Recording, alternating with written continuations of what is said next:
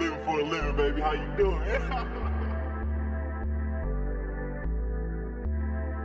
No, it's cool being here because I've always thought about doing one. So this is the first one I've ever even been on, but I've always thought about starting up my own. But yeah, so this is a little inspiring. I think after Oh, this, sick, man. Yeah, I think after it's this, I'm gonna have to hop on it. I was always kind of wondering because like I said on our tweets, it's funny that that's the only way we've really communicated, and it's Yeah, like you got shit to say. So it's like, yeah, dude, the podcasts are like, yep, man, I use it almost as like therapy in a way hmm on those lockdowns where I've been just alone in, a foreign place where not too many people I can talk with in real life. And then it's just like you yeah. can talk to yourself, and then it's kind of dope to just hear yourself back. And sometimes you sound stupid and sometimes you're Oh like yeah, brilliant, and it's like yep, a little balance of both. So it's fun. I think you should definitely do it. And it's at this point now with technology, like this mic was like 50, $60 on Amazon. You yeah, could literally do it with your phone, like at this point it's so easy that it's all about that first one. I'm sure with like yeah. clothing, tattoo, all the shit you're doing, like you Yeah. just get that first fucking step out of the way and everything slowly happens. Yeah, and when I do that, I'll focus on one thing for a little while. So that's the thing. Once I start that up, I'll be doing like mostly just that. Problem is, I do so many different things that I just lose track, and I get off track. I'm distracted by one thing, and I won't finish, and then I'll start another thing. So I'm trying to straighten out my priorities as far as the business goes and my presence on the internet. Um, but I feel like now that I do have a decent audience, it's kind of time to start organizing everything. Yeah, no, I totally relate and hear you there between this and I'll do some vlog type of stuff when I'm traveling, and then I'm playing American football abroad. Like that's what Yeah, I yeah, actually make my money. That's like how I have internet in the house and shit. And yeah, so yeah, that's priority number one of like going to the gym, going to practice, all yeah, of that. But then I have a lot of free time. And yeah. I bet. so it this is I only started the podcast like last year and the vlogs maybe like 2-3 years back. And I Mhm. love just editing and getting all that stuff together, trying just being creative in one way or another. Yeah, And it's nice to give me like another outlet besides yeah, football for something I could say I love. But yeah. I run into the same shit where someday, it's like you get home from the gym or you're into football that week and I won't even look at a podcast or I won't edit nothing. And then Yeah. you're kind of playing catch up. And I've been just trying to be consistent with shit right now. Mhm. It's funny you say that because I was actually, I mean, a couple of schools were looking at me, like URI being one of them, D1 soccer, and I ended up not playing college soccer at all, just through politics and dumb decisions, following my high school girlfriend to a different school, um, dumb shit, but We all that do was dumb my, shit when we're young. oh yeah, and in love apparently, but Um, but that was always my outlet. And I got on Twitter right around that year that I dropped out of college after soccer didn't work out. And I just in general was like, I was going for computer science. I was like, you know what? I don't want to do this. And if I was playing soccer, I probably would have stuck it out and played, finished college. But that would have been the only reason I ever went through school. So that was around the time I got on Twitter, and then that was my new outlet. And I played in a Aha. couple men's leagues since then, and then hopefully once all this COVID shit is over, I'm gonna start fighting Aha. Like MMA or boxing? MMA. Yeah, Oh, so sick. I'm getting ready to go. My father was actually he was a professional fighter for a little while in the '90s. He was even made it all the way to Olympic trials back in '92 and '93 for Taekwondo. So I was trained quite a bit in Taekwondo growing up, and so I'm probably gonna bounce around. Do a couple months at a boxing gym. A couple months here, a couple months there, and then just see where it goes. Dude, that's sick. I was gonna ask like what your background was with like family and going to school. I figured with the dropout vision name there was some drop out at some point or something, Yeah. and Yeah. No, that's it's how it like, happened. It was completely just well, originally, honestly, when I started this account, the original at name was I smoke, I tweet 420 back when I was like 18, 19 years old. And that's because my college roommate, I never had a Twitter. And I think this account has been deleted since then. But there was this account that all the college kids followed. It was called I Drink, I Fuck. okay. And it was fucking awesome. This guy was the man. And I think he got banned from Twitter or something. I was like, you know what? I'm going to make I Smoke, I Tweet. And so it started getting a little bit of attention, and that one got banned. I got suspended off Twitter. So then I waited a couple months. I dropped out of college and I started a new one. I Smoke, I Tweet 420. And then I had Dropout, like DRLPOUT for a while. And now it's Dropout Vision. But originally, that whole name, the original name switch was obviously it stemmed from me dropping out of college. But that, and a lot of people still to this day will, if I say something controversial, I'm sure you've seen it, they'll be like, oh, your name makes sense. And I'm just like, all right, whatever. I kind of do that to myself, but whatever. Yeah, no, I mean, But I'm in the same boat with you in terms of if I wouldn't have been going to school for football and like football paying for school, basically, yeah, I would have done probably like the technical college route or something yep. actually useful that, doesn't put you in a crazy amount of debt. But Yeah. football for me was just always the thing. And no, I mean, it's funny, people will try and it's like if that's the only thing that they can use, a Yeah, somewhat self-proclaimed at name to to yeah. talk you down, like, then that really means there isn't much like ammunition in the chamber.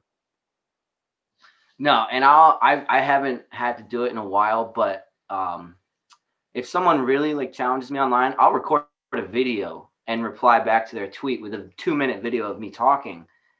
And then usually they're done after that, because either they have to record a video and put their actual face out there, put their face behind their own words, like own their words. Usually they don't do it, and that speaks for itself. Yeah, no, Twitter is a crazy place right now, and it's where, I honestly at this point now am trying to almost stay like somewhat ignorant to all of what's going on, just because I know how fucked up like I end up getting so deep into a rabbit hole that I get Oh yeah, mad, yeah. or I get mad, or I get whatever it may be, and then I'm like, dude, I can't change this. Like I'm getting to live my life exactly how I want to, and I'm getting mad over who knows what, whatever the problem of the week is. And so I get a lot of information, or which kind of sounds bad in a way, through Twitter, but just through other people's lenses that at this point now I respect and think like they're, looking into shit how they need to. And it saves a little bit of time and saves a little bit of sanity. But man, bro, Yep. sometimes you go and read through some threads and it's like, what the fuck is I mean, going you on? wonder how I always say I wonder how a lot of these people don't hurt themselves on a daily basis because what they're saying is just, man, like, how do you not hurt yourself every day? Or how have you made it to I, this point, like as an adult, or yeah, like, I don't, it makes me think there's a lot of, I'm sure there are some robots on, like actual robots. I think now I'm starting to just call people who have been completely programmed robots, like actual people. But yeah. there's got to be some like true Twitter bots that are saying Well, there shit. are. There's actually, I could send you some articles about it. There's actually, it was just proven that some influencers out there with check marks or not, some of them have check marks, some of them don't, are computer generated faces, like profile pictures, and just robots basically. Like it's probably someone actually typing and tweeting, but the profile picture is not a real person. It's a Uh, computer generated picture of somebody. yeah, And it's that came out sorry, go. that came out a couple weeks ago, and it just blew my mind because personally, I just don't understand the reasoning for it. But No, either I way, mean we're you definitely heading just see down that route.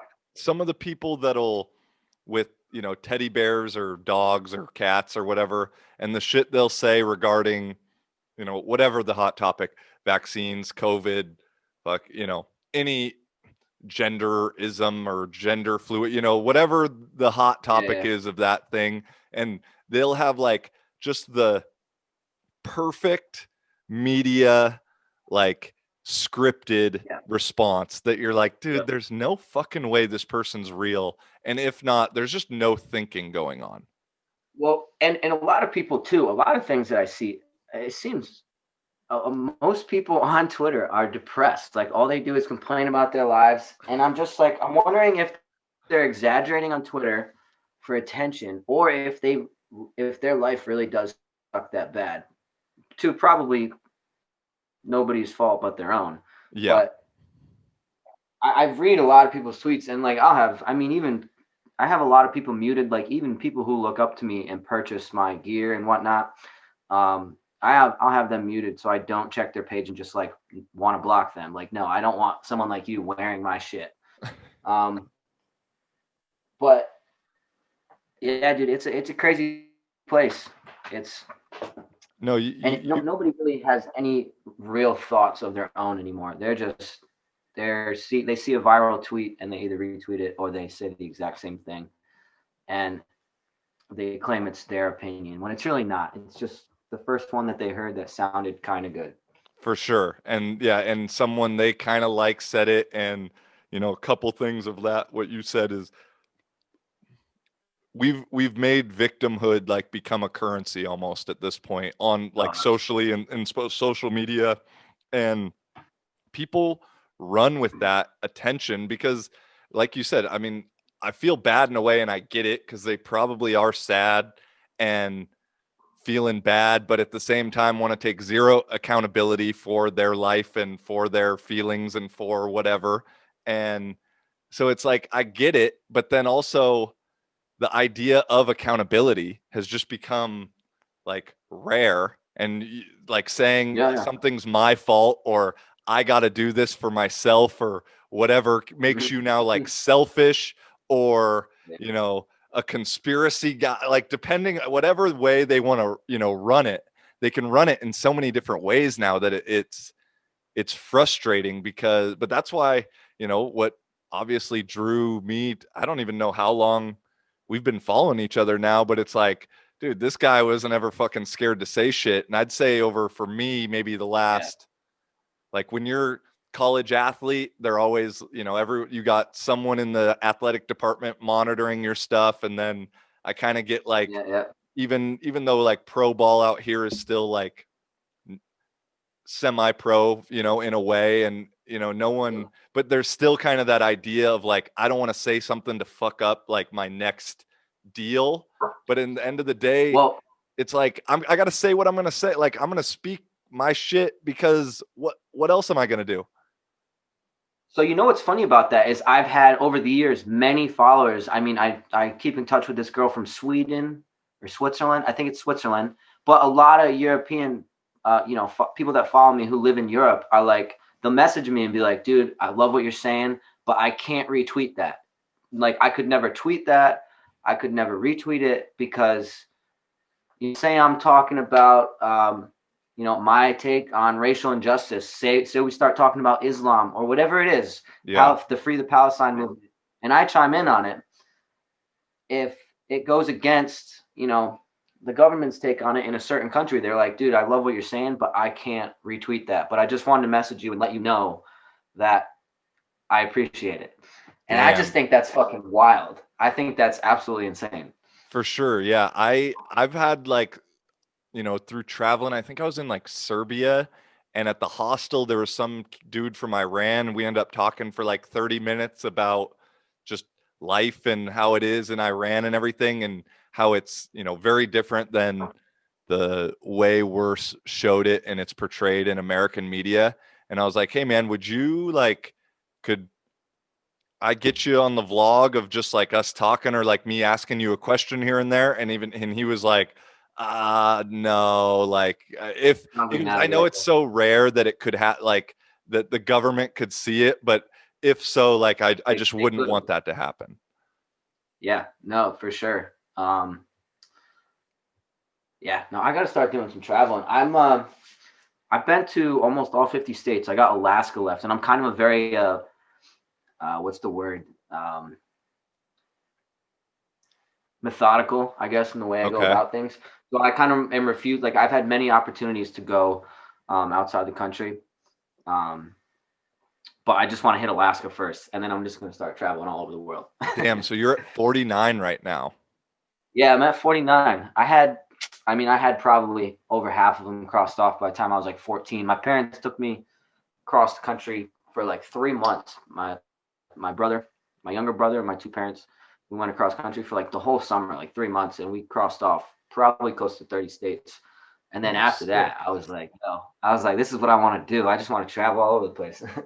Oh man. So yeah, I mean, you let in, I was curious, like what was like growing up like for you? Because in order to get, I think, to a place where maybe you're, I don't know what the exact right word, confident enough or like Yeah, no, that's the word. Yeah, secure enough to like say some shit that goes against the grain and go, like I it's feel like it's either there's some major life thing that happened or it's it's your yeah, upbringing or it's a little combination. So like but how would you describe your upbringing? it's not the same as the people who complain about everything and are victims, because there's a difference between telling your kid that they're special and they matter. No, my upbringing was like, well, if you want respect, you better fucking earn it. If you want, Yeah. especially my father, if you want my respect, you better fucking earn it. So it it wasn't like it wasn't like a false sense of empowerment. It was you can do whatever you want, but you know you have to earn it, basically. So I was brought up. I'm third generation Italian.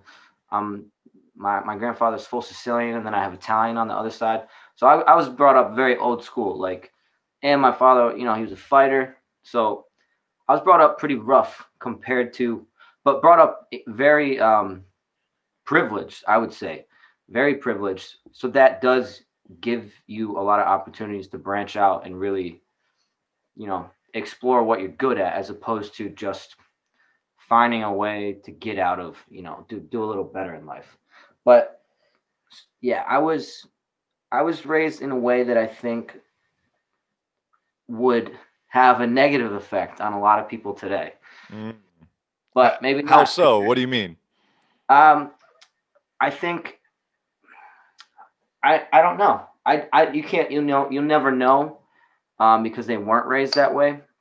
But I know that most of me and my friends were, and we just turned out, like strong, confident, because we were ridden real hard. Um, I think some kids either had it too easy, or I don't know. I don't know. It's a tough question. I think about that a lot, but I know that um, I do credit my parents a lot for not handing me anything. Like I had to earn it, and being real hard on me. And I've talked about that before, like about like getting in like a physical fight with my father, and people were like, oh, you should never hit your kids, and I was like, well, I turned out pretty good, because it fucking humbled me, you know. And some people really need to be humbled. Most people need a good ass beating. That's one of my I'm very big on that theory. A lot of How people did need. that fight happen with your dad? So the first time he ever hit me, I think I called my mom a bitch or something when I was like 12 years old, and my Okay. father was a professional fighter. So he goes like this. He takes two fingers and he goes boom right in my chest, and I shit you not, I flew through the air like across the room, and I looked up and I was like, "Fuck, never do that again." Like, but nah, it was right before I left. It was around the time I had the Twitter account, and my dad still to this day watches my Twitter. He'll probably watch this whole video, Okay, cool. um, or he'll listen to the whole podcast, whatever. But and me and him are cool now, great pals. But for a long time, it wasn't that way. It was around the time where I was a stoner, and I was posting always about fucking weed or whatever. Just because, and I told him even back then at 19, I was like, look, dude, there's a big weed hype on social media. I'm just feeding off the hype right now. I was like, I don't really care about it. I was like, I'm just getting all these followers through the hype. And but I don't know. I think it was right after I dropped out of college and I was living at home, and he kept telling me like, "Oh, get the fuck out, get the fuck out." So I was like, "All right, fuck it." So I packed my shit and I started leaving. And then he got in the doorway, be like, "No, no, no, you don't have to leave." And I was like, "Excuse me." So basically, tried to stop me, and I just fucking shoved him against the wall, and didn't even actually have to hit him, but he didn't. That's the first time I really like manhandled him, the one and only time. And ever since then, we've been good. That happened at 19, and we've been best friends ever since. I'm 27 now. Isn't it But it's weird like how it's a rite of passage. I feel like as a strong young man, at one point you gotta put your father in your place, and then you guys are equals from there on out for the rest of your life. for sure. And it's weird how like sometimes that one tough interaction with whoever, and it normally guy to guy, but I guess it could be girl to, it could be person to person, whatever. But like that one, whether it's like verbal or physical, like that Yeah. shit happens and then you're good. Like the actually right before we started this, my one of my best friends now called me, and he'll for sure watch this because he likes all like speaking his mind and all that stuff. And I was living with him in Orlando, and like I was helping him with some training, he was helping me with some of my stuff, and like it just came to a point. I was doing some video stuff for him, and it just came to a point where like I felt underappreciated. He was kind of like talking down to me, and I was finally just like, bro, fuck you, like and in front of hella people. And Yeah. we kind of went back and forth, and it was nothing physical, but after that it was like, we didn't really know each other that well at that time. But after that, he was like, okay, I respect you as Yeah, just a man. And now, like, that was probably 2 years ago, fucking Bert. And now, like, I probably talk to him once a week, like it's just yeah, one of those things that it's weird how that works, man. And yeah, like nowadays, back to like the parents and, you know, like my dad, I learned, I got spanked by my mom and dad a few times. But yep, like you said, like with the pushing, like I learned after getting my ass whooped a little bit, whether with a wooden spoon or whatever, like I'm not going to do yeah, what made that happen. And obviously, I think some parents maybe go overboard and go straight to that shit. yeah. Of course. Or they just do it way too often or too hard. Yeah, but for me, it was like once that shit happened, like I I don't know. I feel like I'm pretty respectful, and I know whether it's families or like my own family with kids now that are kind of little shitheads at times, and they've had it relatively easy, now at 30 Yep. I can be like, oh, back in my day, these Yeah. fucking kids. And dude, that's the funny part too. Is I think I've met probably close to 100 of my followers now just after traveling all over the country and shit. When I was in my car, like every state that I went to, I'd be crashing on one of their couches. On the bus trip, we pulled up to a bunch of people's houses because they wanted to see the bus, whatever.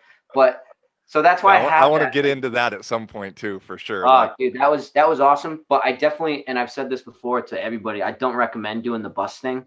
That mm, was just something I had to do because it was like I told my parents I was going to do it when I was like 12 years old. So I got around to it at 24. And I just had to do it because that was the vision that I had. But now that I've done it, I won't do it again.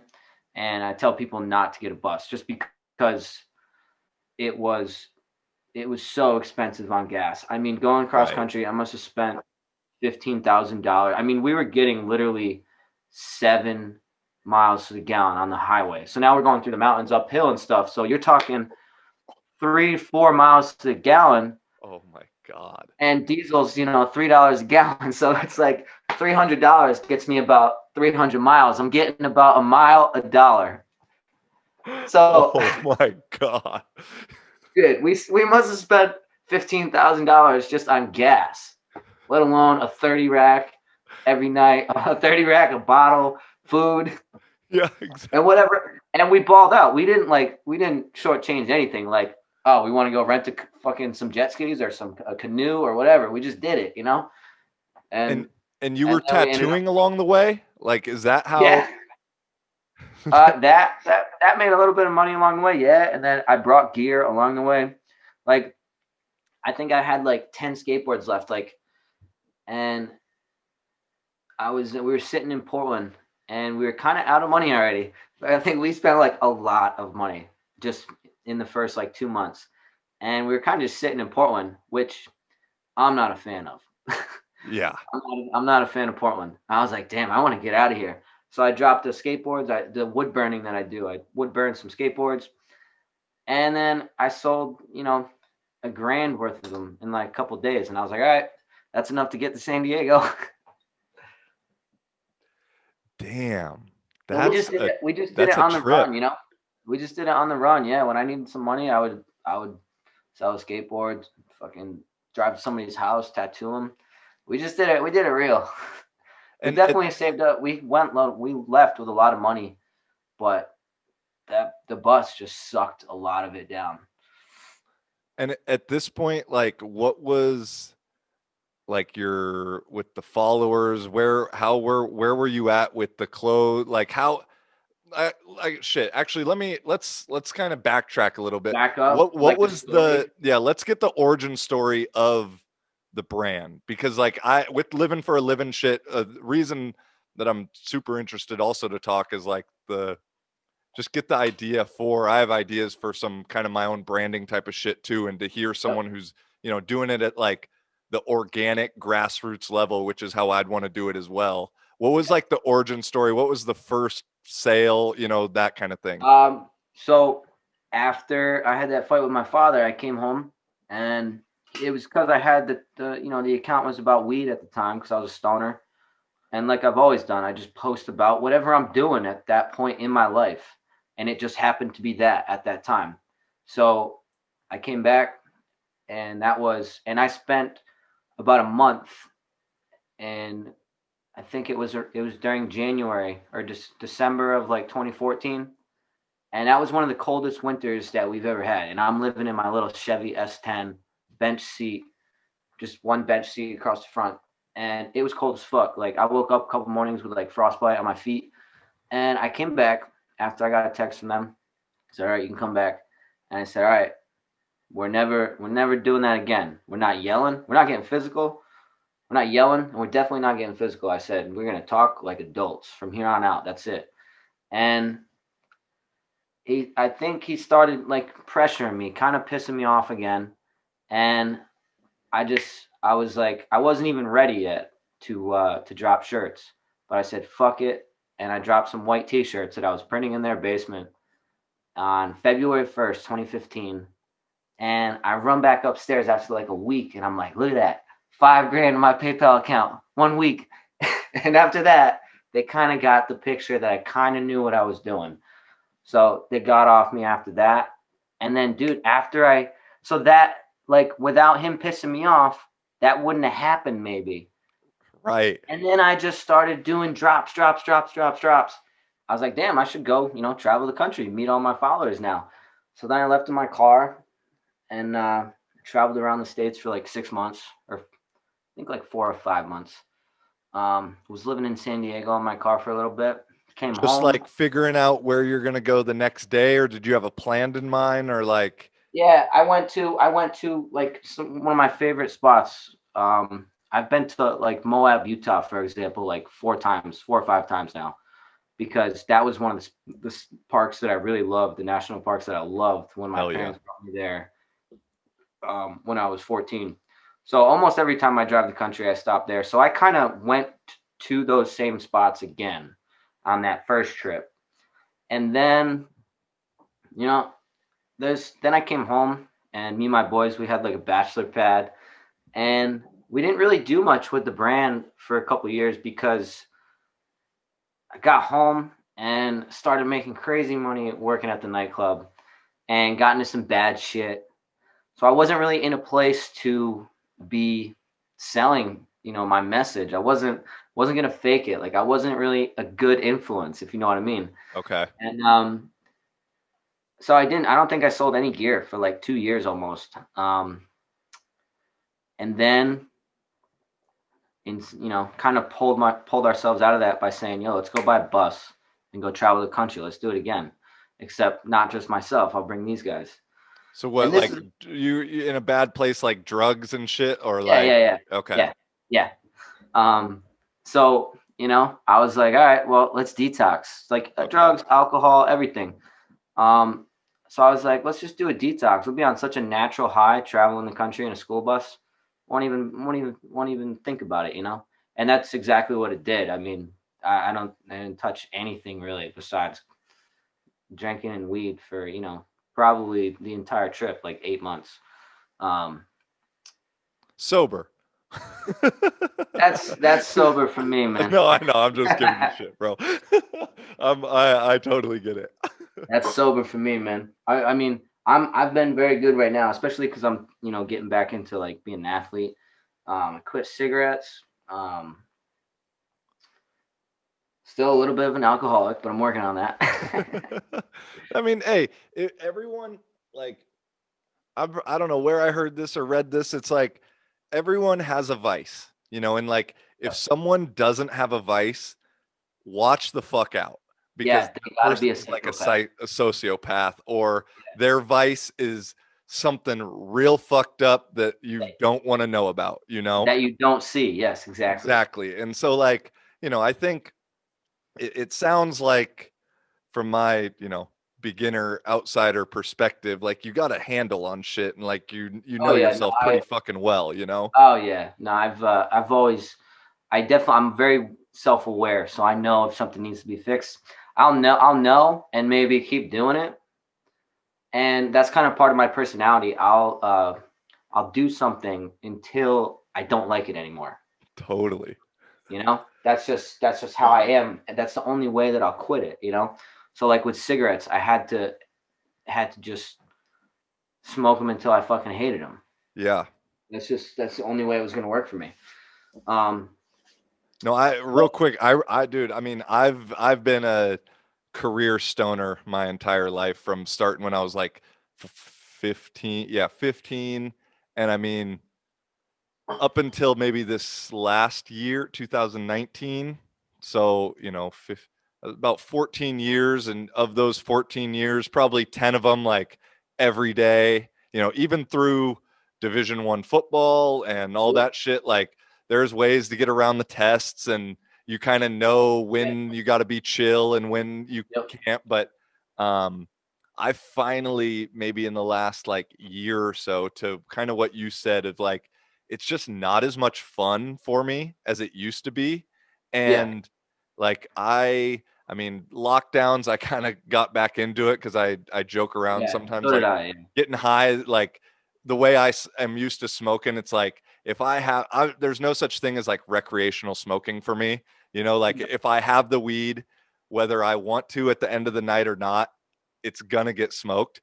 yeah, And like it's in a way like it's kind of like time traveling when you smoke all day every day, because you just all of a sudden you like look up and it's like, oh shit, it's Thursday now. yeah, Last yeah, time I really remembered it was Sunday, and yeah, all I've done in these last 5 days is smoke, eat, sleep, yeah, smoke, watch some Netflix, eat, like yeah, I'm not very productive when I'm doing. And so I finally, in the last like year, but still ups and downs, and yeah, like it's to the point now where I'm like, okay, I know myself, and if someone's at the bar and they're like, yo, you want to go hit it real quick, like, yeah, I'm down. yeah, But I just try not buy it anymore. And so that's like where I get what you mean of like the yeah. until it's not fun or whatever kind of thing. Yeah, no, I mean, yeah, I was such a big stoner for a really long time, and now I same thing. I eventually learned, like, I don't care who you are, you're just not as productive. Maybe you are. Maybe I 100%. don't know. Maybe you maybe you have OCD or ADHD or something, and it helps you, but I don't. So Yeah, I'm me with you. smoking recreationally does nothing for me. So now, I mean, I'll smoke. Like right now, I'm working at UPS because I'm 27 now. I need healthcare. So I mean, I can pretty much support myself with my business, my tattooing, whatever it is. But I work, I go in at 2 a.m. and get out at 9, 10 a.m. And that's a crazy workout. So like my muscles are sore and I need to go to sleep when I get home. So like Right. once in a while, but I definitely smoke pretty much medicinally now, and it's not really all that often. Um, it's not an everyday thing for me anymore. It's pretty rare actually. But like if I'm really sore, that's when I'll smoke a little bit. Yeah, no doubt. That's where I'd like to eventually get my usage is like there's always a purpose. You know, the purpose isn't just to get high because I have it. And listen, Yeah, I'm not like mad at it or talking shit about it because I honestly think that I look at the way my life went, and although weed kind of got me in trouble at certain times with schools and the law and whatever, but like I look at it like it helped me basically cope with some shit that I wasn't mature enough or ready to cope with. And I don't know, there one side of me is like, okay, if I wouldn't have been a stoner, like could I have made the NFL or some shit? But then also I'm like, maybe if I don't smoke, like I go off the deep end and I'm some fucking crazy person or kill myself or who knows, you don't know. And so it's part of my story that's gotten me here, which I fucking love where I'm at. And so I got no like ill will how I look at it, but I agree the productivity in terms of podcast and vlog editing all that shit. I yeah, used to always tell myself, yeah, I'll get high and edit, and then yep. it doesn't happen. Like I end up watching YouTube videos, and Or so yeah, I mean, or you get a different type of high and it doesn't come out the way you want it to. exactly, exactly. But No, yeah. Now for me, like if I'm in the last, it's yeah, basically the last year or so, I've gotten just first time I tried LSD and shrooms was March of 2019. And like that's where if I'm going to spend any money or if I'm going to experiment or whatever, like that's the realm that I would rather choose, at this point because I feel yeah, like it is beneficial from, been kind of experimenting with microdosing over the last year or yep, whatever.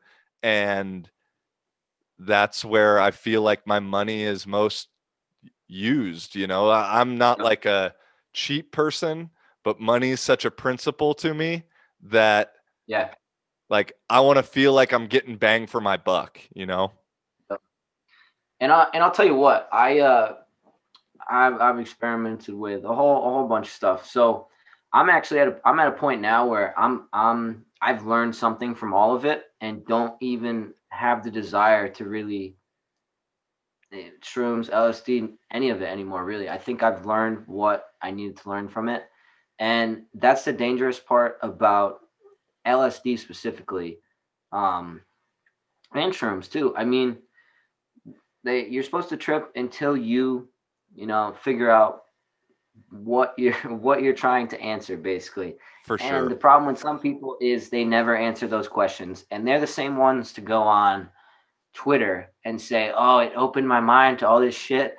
Well, apparently not. you Yeah, know? yeah. It's like you gotta have uh and it's so cliche or whatever, but you gotta have the intention or, like you said, the answer you're looking to solve.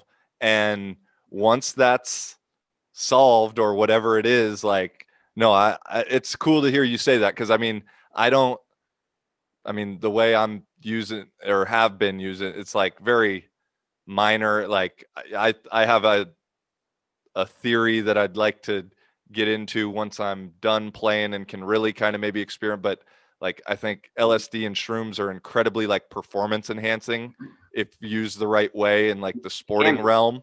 And Yep. I think there's just so much lack of research because of the way it's been Well, scheduled. There's a I forget his name. There was a professional pitcher, Yeah, and Doc it was Gooden either or yeah, he didn't he thought it was his day off, yeah. and they were like, "Dude, you're pitching today," and he was like at his house tripping on LSD. And did he throw a no hitter or a No perfect hitter. game? I don't Yeah, remember. no hitter he No threw. I think it hitter. was like in 87 or something like that. If Yeah, I yeah, yeah.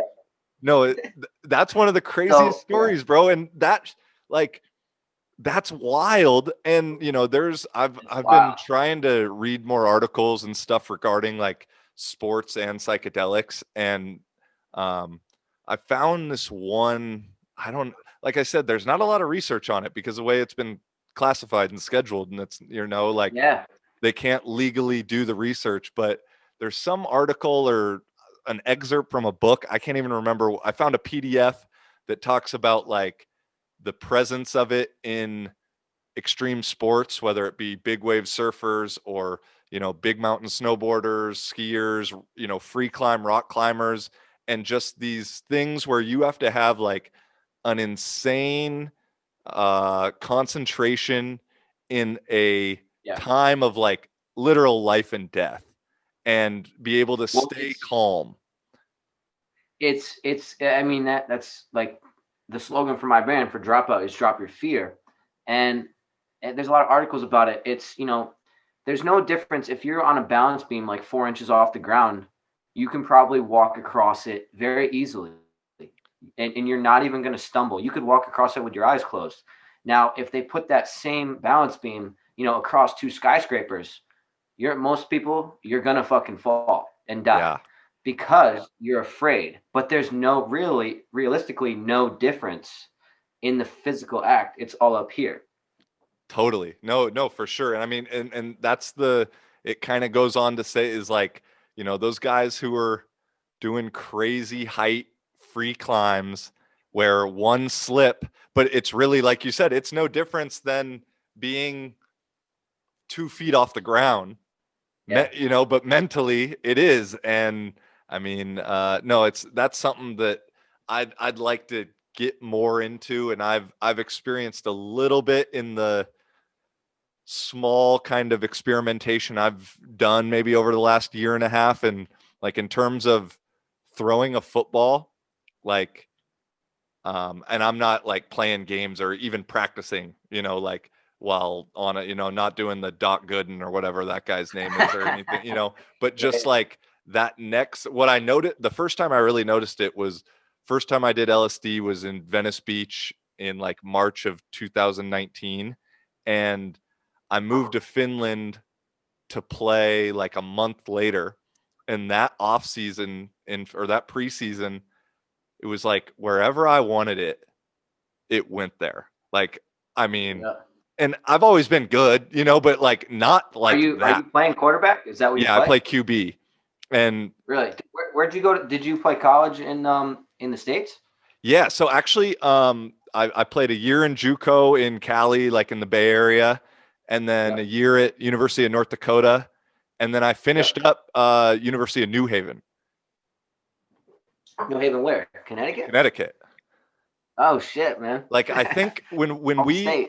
I think when I want to say, because bro, we've been Oh yeah, it's been talking and years at going least. back and forth on Twitter for a Back and minute. forth at least. Like Yeah, I a long was time. back coaching in either 17 or 18 on one of my off seasons. And I think it was like you were on the other side of the country doing your road trip or something. And because Yeah. either there was something you said about Connecticut, and I was like, yo, dude, I'm Probably fucking the in bus. I was Connecticut. probably on the bus trip. I was probably on the bus trip. Yeah.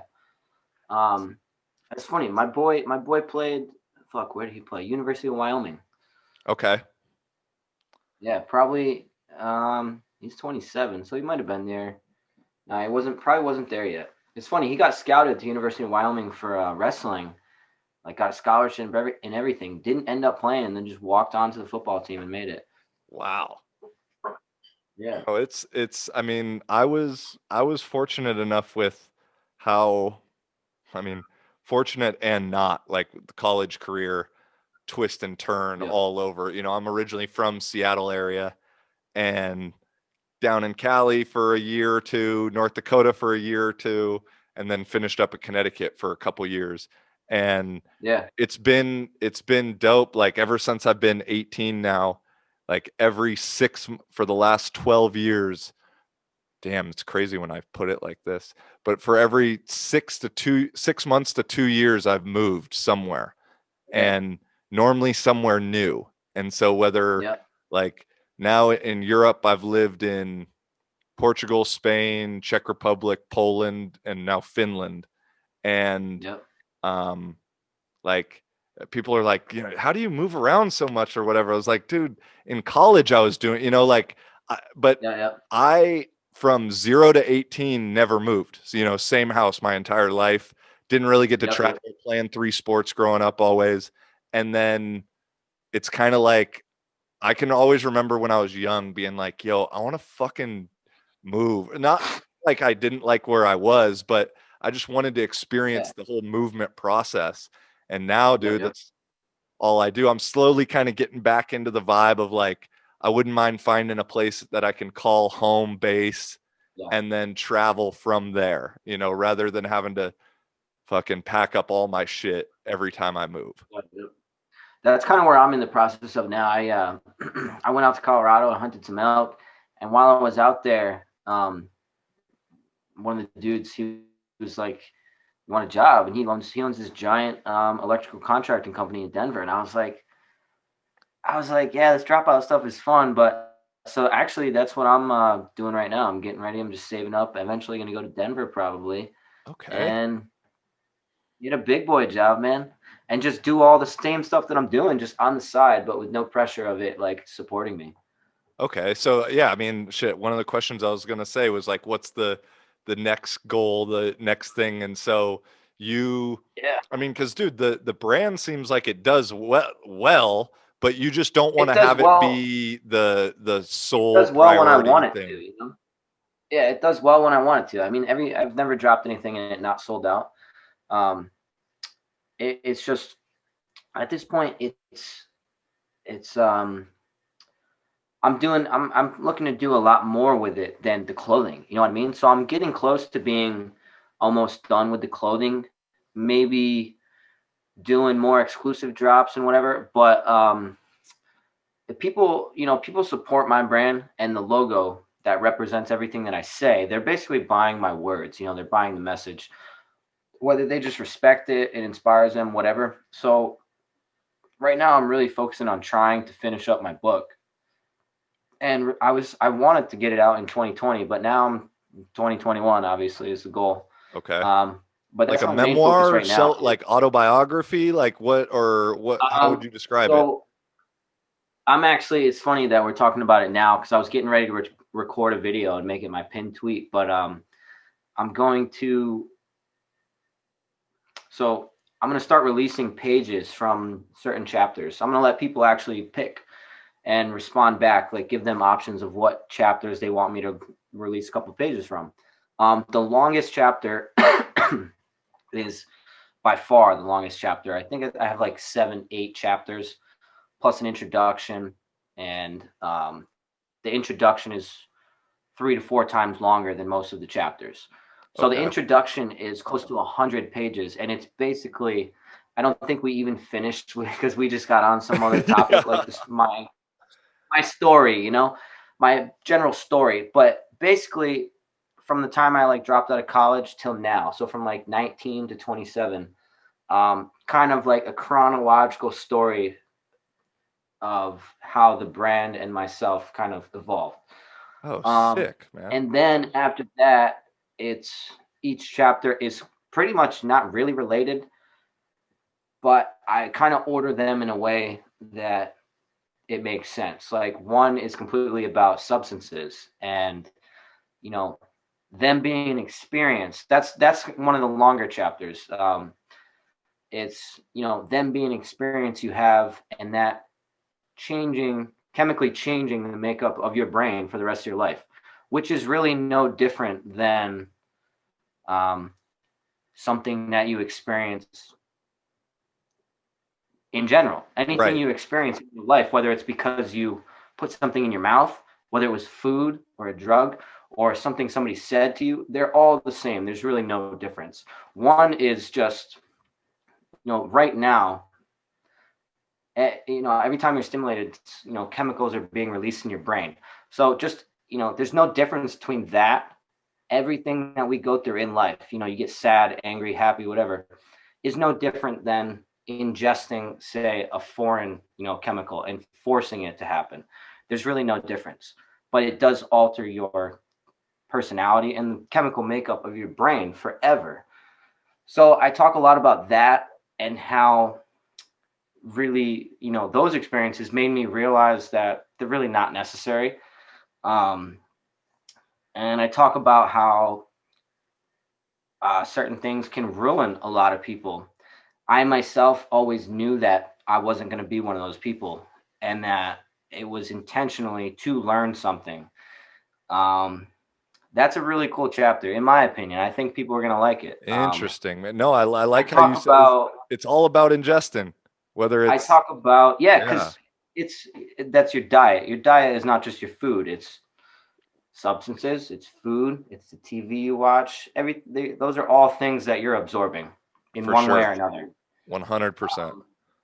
One of the things I talk about in that chapter is every single substance, kind of bringing out and intensifying a portion of your personality.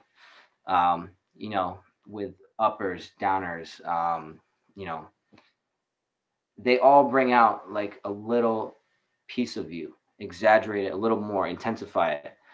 Um, I have a whole chapter on, religion. There's a chapter on, I don't even know, where's my notebook? Yeah. No, I mean, dude, that sounds fucking awesome, bro. I mean, that was something I wasn't even planning on talking because I didn't know, but like, Yeah, we have some weird little similar, I feel like maybe I'm ahead of you in the world travel, but you're kind of ahead of me in some of these other things with like, I got ideas with the brand and a book. And so, I mean, yep, to be able to talk to someone who's also got that yeah, yeah, idea. And I mean, you're much further ahead along than I am. I maybe got 10 pages written down, that's pretty sporadically. yeah, Um, yeah. it's just cool to fucking hear. Well, what's funny? You said sporadically. So the funny part is, I really only write, a lot of it is written under the influence of something, all of it, the entire book. Yeah. Kind of like Hunter S. Thompson. He's one of my favorite authors. Like, have you watched the Joe Rogan, like his daily schedule? No, Joe Oh, dude. Rogan's daily schedule. No, no, no. So Joe Rogan, like, he goes over in chronological order, like Hunter S. Thompson's daily schedule. Okay. And Remind me, who's Hunter S. Thompson? I don't know. he's a famous author. I think he was in his 70s. And I'm surprised he made it that long. He Hunter S. Thompson. and I'm drawing a blank right now on even some of his books, but um, he he was just this crazy dude who would wake up at 3 in the afternoon and just he had like 7 or 8 different substances in his system by like 6 p.m.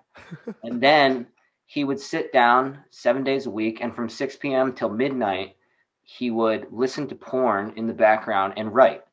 But he just did it completely like on an amount of drugs that would kill the average person one time, but he did it every day. I mean, we're talking overdose amounts of cocaine, like, and then he like smoked some weed to take the edge off, drank about almost 2 bottles of scotch every day, Oh my like God. like 2 packs of cigarettes, and then a hit of LSD.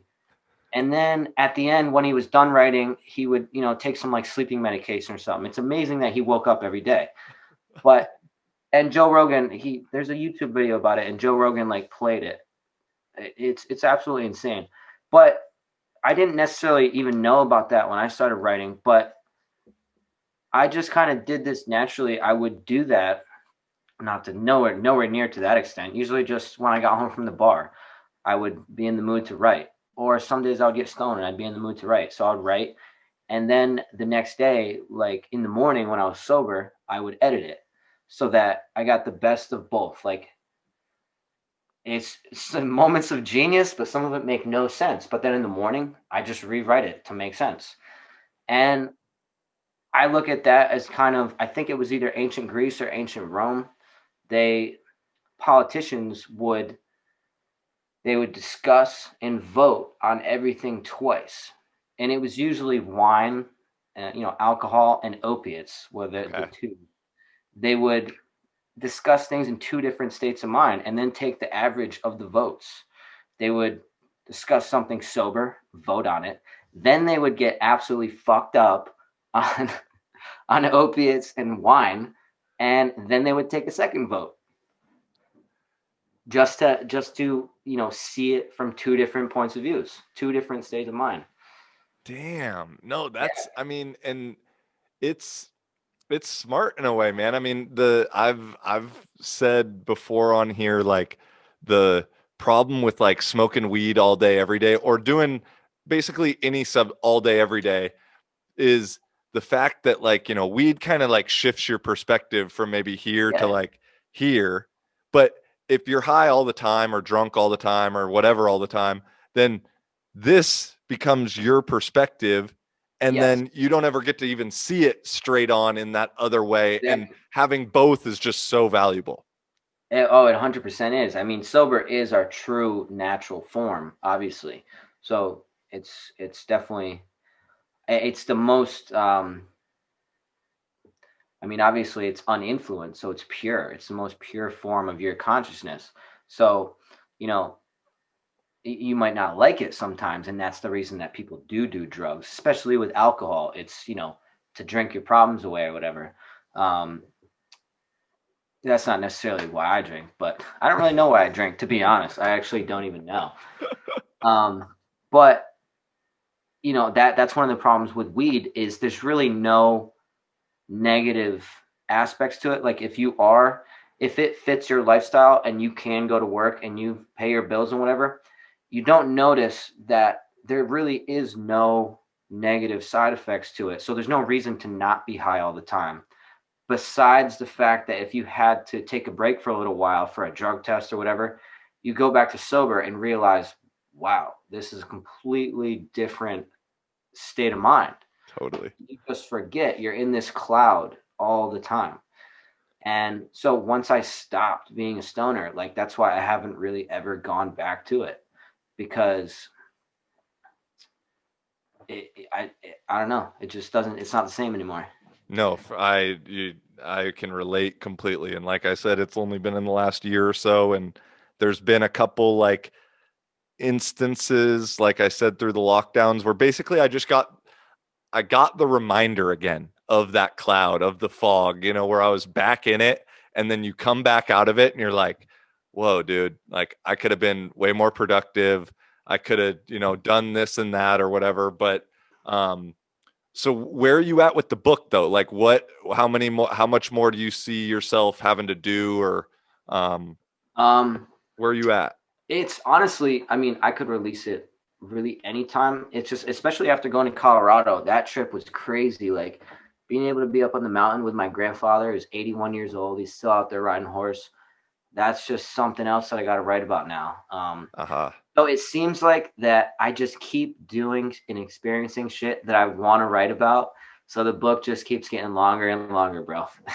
Well, that's a good problem to have. Yeah, definitely. And even if it wasn't, I think it's not that I'm hesitant at all because I'm a very confident person.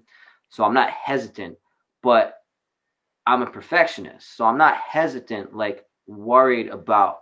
I could sell my journal of a bunch of fucking gibberish and it would still be pretty moving and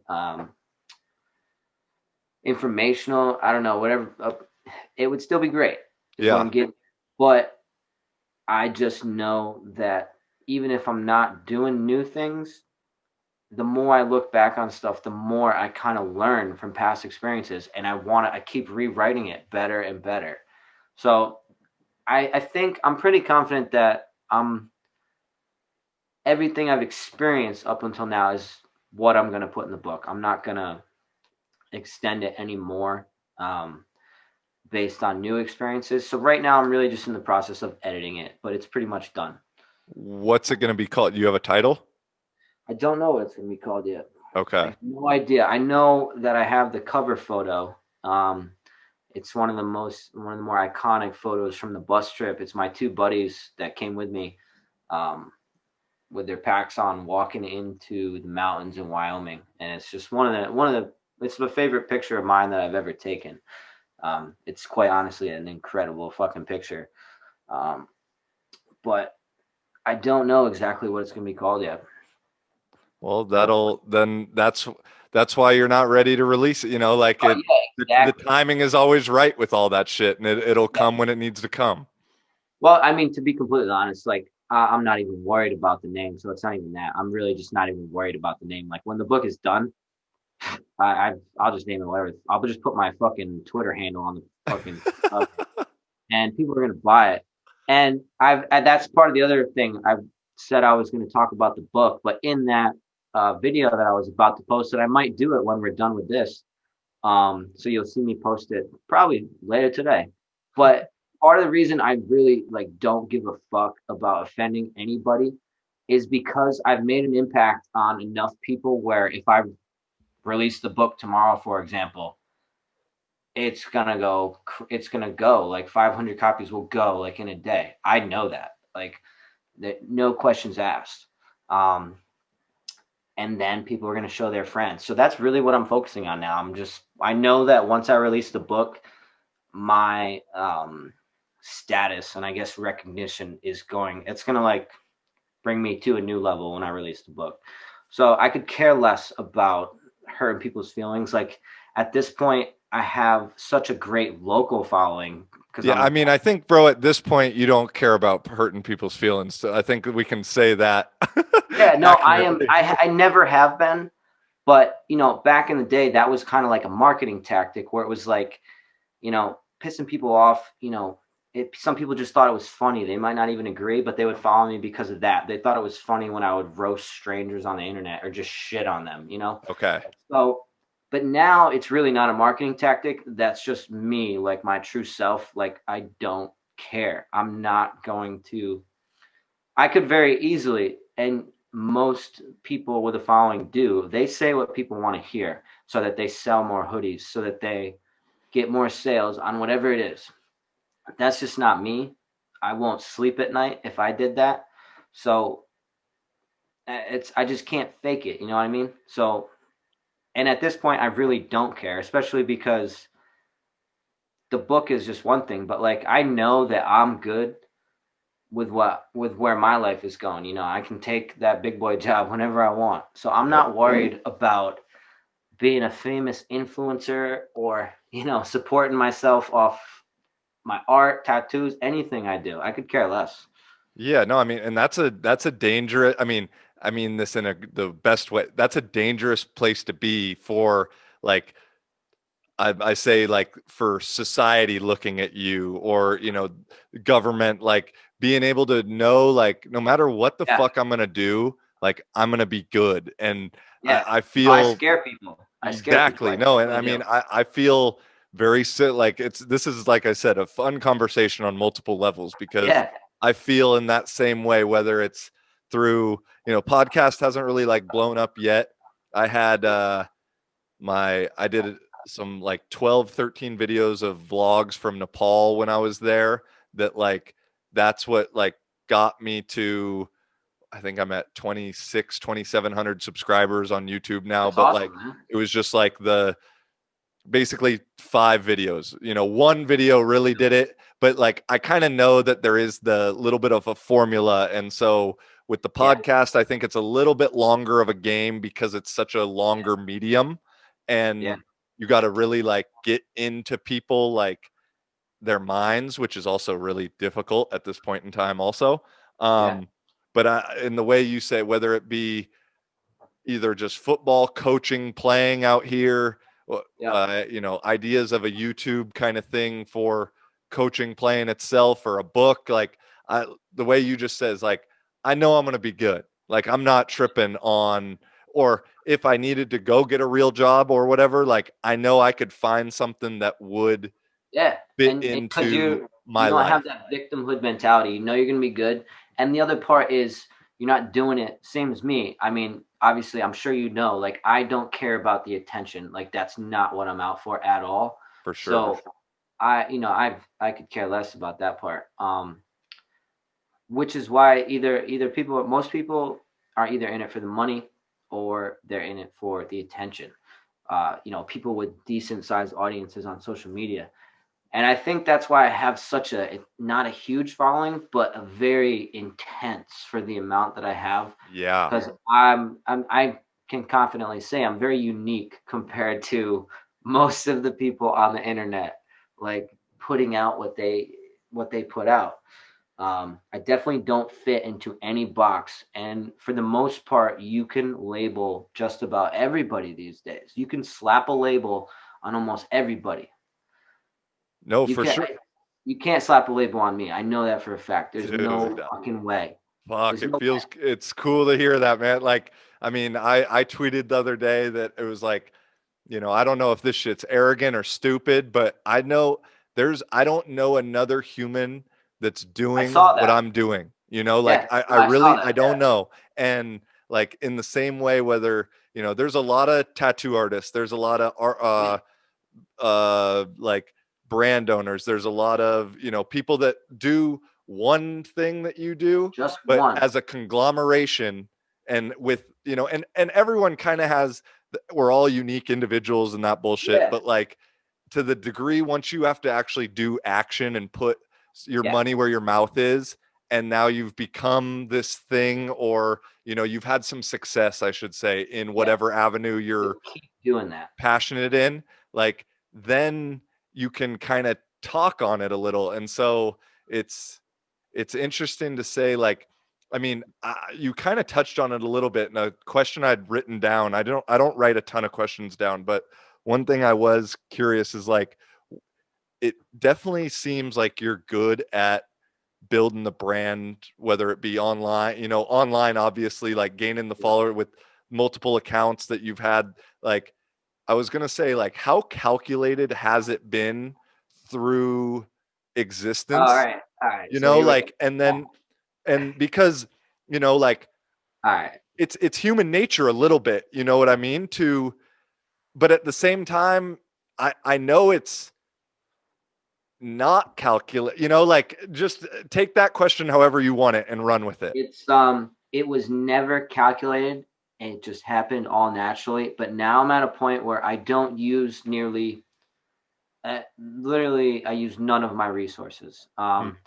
I have a lot of promotion power, not necessarily all through me, but when I want to, could call in some favors Hmm. from people I know with very large followings. I could call those favors in whenever I want.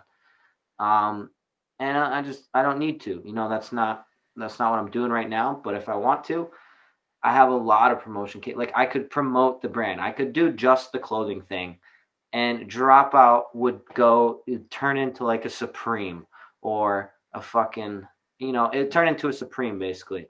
And it would be in stores all over the place. I know that I could very easily do that if I just focused on that. But I'm that's not what I'm passionate about, creating a streetwear brand. Right. Um, I'm more passionate about being an underground brand, and regardless of the money, it being bought for more of my message, which is, like I said, why I want to actually sell my words in the book rather than a piece of clothing that represents like the tweets that people buy it, that they support what I say. That's why they buy shit. So that's why I'm focusing on the book now. But I definitely do at this point have, in a way, there's a method to the madness, like a little bit, but at the same time, I don't really care because all those calculations, all those equations are done and over with. We already have the number sitting there. So I don't have to be methodical until I want to, basically. But I Okay. can be. I No, can be if I want to. it's kind of like the what comes first, the chicken or the egg, because it's like part Yeah. of part of the appeal is that, I mean, that you don't give a fuck, but and Yeah. that's, like, it's this like circular thing in a way, and Yeah. I'm just speaking, like, thinking out loud right here, because it's it's unique. I mean, like we've said, it's unique and it interests me Yeah. because, I dude, I mean, sometimes I'm sure maybe you've had like I'll tweet some shit, I'll post some shit, whatever. And in my mind, it's like, yo, this is gonna do good. I'm not posting it because I think it's gonna do good, but I just know Oh it yeah, might. yeah. Yeah. And You then usually sometimes know. it works and then sometimes it doesn't. And I'm like, what the fuck? Like there's I don't know. Well, that's the thing is like maybe you didn't know it was going to do good, but I look at it like you have to not give a fuck or else you're going to sacrifice, if you're money hungry or hungry for success, you're going to sacrifice who you truly are for the image that people think you are. So, it's like these underground rappers who actually rap. Let's use music as an example. Yeah. You know, they're really being themselves, but then they make one like different type of song like pop or trap or mumble rap, and then it blows up, and then they have to, they get famous off this one song, and then nobody knows about that other shit, so they have to dumb themselves down if they want to make money and get famous off that image. They have to become what they got known for. So I never want to, you know just start picking and doing what I know people will like, and then make that basically live a fake life. And sometimes a lot of people, I would know, a lot of people don't even know that they're not the influencer. They're being influenced by people's money coming in. So Totally. they're not the influencer. If everybody looks up to these influencers, no, we're the ones influencing them. Ooh. Trust me, they're acting in a certain way. Nobody's the real influencer. They're being influenced by the money that you're giving them. Now, I know for a fact, I have literally I gained some of my following by literally calling people out. Like I can tell through the internet that you're fake as fuck. Like you're just fake.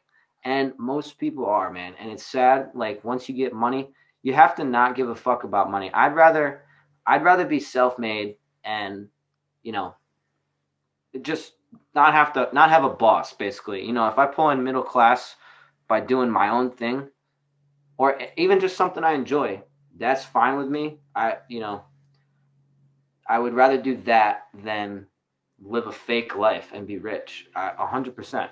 And that's why you see so many people, so many of these artists and celebrities with drug problems and either Yep. kill themselves or, overdose. It's because they sold their soul, not necessarily to the devil, like that's just a cliche thing, but they sold their soul. They know that they're living a fake life. Yeah, they're the total character. But I that's funny. I don't think I've ever said those words out loud. But most influencers are not influencers. They are not influencing anybody. They're just playing a character that people can relate to. They're not influencing anybody. They're not changing anybody's lives. They're just being looked up to for being somebody with a bunch of money who has the same problems as them. No, you hit it. You said whatever. It was like the audience is really influencing them because they've figured out whatever the hot thing is to get the views, to get the whatevers, and then it's just like, some of them are probably really fucking smart, and so they figured out that formula, Yeah. and they're just gonna keep beating it into the ground because it ends up paying. But it's like at the end of the day, what does that get you? I mean, with this podcast here for me, it's like when I think of getting guests on sometimes, I have a pretty weird, cool little connection through the sports world with like pro athletes that I've either Yeah. Yeah. trained with or worked out with or, you know, met randomly along the way. And I like talking to some of them, but I caught myself thinking this when I was making my list of like guys I'd want to do now that I'm doing Zoom. Yeah. And, my first, okay, who in the NFL do I know? Or who famous, like I went like that first. And, I might have done one or two, although not really. Most everyone I've talked to, it's because I've wanted to, but maybe there's been a slight thing in the back of my mind that was like, I should talk to, or thinking someone else is going to want to hear about from this guy.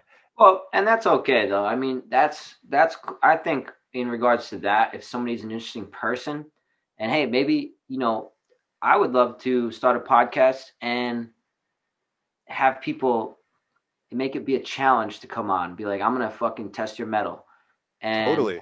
call you out on some shit. Like, oh, I've seen your social media, famous athlete, blah blah blah, celebrity, whatever. Be like, how fake of a life are you living though? Not necessarily athletes, because athletes, like, you know, you are in, you're an elite physical being on this planet. Like, you should be focusing on just that one thing, for sure. Um, but the greatest example that I can think of is especially hip hop, like rappers nowadays. The whole drug culture, and the drug culture especially is one of the greatest examples. And the depression, like the depressed, like, oh, I take pills, I take all these drugs because I'm a sad rapper, and these kids are like, oh, you saved my life. Why? How? You're looking up How? to this dude who is popping Xanax all the time. Like, how? What does that do for you? And it goes back to that thing where, like, misery loves company, where, you know people will listen to, like, they're having a, they're sad, so they'll listen to sad music, and it's kind of human nature. But if you turn on some fucking Bob Marley or something happy, guess what? You're not going to be sad anymore. They can literally Exactly. change your whole mood, but some people enjoy it. No, I've said that. Oh, sorry. I thought you were. With sadness, I've never understood that. With anger, it's a little bit different, man. Oh, I get angry about something. I fucking love being angry. I love it. Like, I'll put on some fucking angry music, and that's when I'll go work out, or that's when I'll go just do something productive. Anger is a very good tool if you know how to control it. Oh, 100%. No, with the whole music thing, like at this point now, I used to be super into trying to find some new music and, being up on the new stuff and blah, blah, blah, which, if I hear something new that I like, yeah, that's cool. But I just have a one playlist now on Spotify with maybe 40, 50 songs. Yeah. And I listen to that shit whether I'm working out, whether I'm walking down the street, whether I got a girl over, whether, no matter Yep. what I'm doing, because at the end of the day, like, it's a frequency, it's a vibration that's going to affect you one way or another. Yeah. And I know that these select songs get me in a good mood. Yep. Whereas, you see, I got friends and people I know that, like, oh, that always complaining about being depressed or my anxiety or my, whatever it may be. And I know that they don't really want to be in that state, but then it's like, and this is just one little example, but it's like, then you ask, okay, well, what music do you listen to? And then Or what did you do all day? exactly. And unanimously, the music will come back some sad, slow shit that Yeah. it's like, do you understand? You like, maybe it's not the music making you this way, but it's not helping you get out of this little Yeah. cycle that you've got going on. And to me, that just seems such like common sense, but it's like, but I mean, it goes back to the misery loves company. And it's sometimes it's like, you know, people get in the habit of feeling sorry for themselves. And Well, dude, that's another thing I write about in my book. It's like the whole chemical imbalance thing, and all of these disorders are were invented in modern times in the Western world. Like, for sure. there's no such thing as depression in a lot of these third world countries, where literally people are happy, like, if they find fresh water or eat that day. Bro, I So, was in I was in Nepal for a month with my boy. Like, one of my best friends is Nepalese, and we're like, there's a definite tourist versus local Nepal, and it's third world fucking country where, like, the capital city has like all dirt roads with pothole, like, not every road, but a lot more than should. Dude, I've never been around a more happier group oh yeah, of 100%. people from And top to bottom. I try to, and you know what? A lot of the people who are the victims in, like, America, for example, are the people who grew up extremely privileged, and they just don't understand how good they have it. They have no idea. And the problem is, and this is part of human nature, I'm writing about this too, is the more privileged you are, obviously, the more time you have to think about your problems. Like, if you got real Totally. problems, when you got real problems, you don't have time to think about that shit. You got to fix them. For sure. No, You for know, sure. I mean, in these third world countries, you know, there's no there's no all of this like yeah, the depression, the transgender, all, you know, like in first world countries, we invent problems. You know, they like we literally invent shit to get mad or sad or depressed about because and we got yeah, it good. we invent ways to hate ourselves. Like people invent ways to hate themselves. Like, ah, dude, we could go way down a rabbit hole on that one, man. But people will probably start to get pissed off if they make it this far into the podcast. But man, Yeah, people people have no idea that they just don't understand how good they have it. And America, it seems like America is like going crazy in the media right now, and like we're in like turmoil. But no, most of us, if you are fucking have half a brain, are just sitting around enjoying life because it's pretty fucking nice here, for you sure. know. No, I mean, well, But and to get onto that topic, where do you see what do you see the future like for the US right now and like how did what's your take on where we're headed right now? um, I think definitely I don't know. I mean, I've mentioned many theories that I have. Like I tweeted the other day about how, they don't really expect you to live on this next, $600 or whatever, Yeah. the next stimulus that's coming out. One of my theories is, well, they don't, some people say they don't care. I'm like, no, no, no. I think in a way they're intentionally doing this to one, destroy the middle class, destroy especially restaurants. Everything's open basically besides restaurants now, Yep. restaurants and bars, because it's a social setting. But I can go into Walmart and there's 500-600 people, but the bars have to close at 9 o'clock.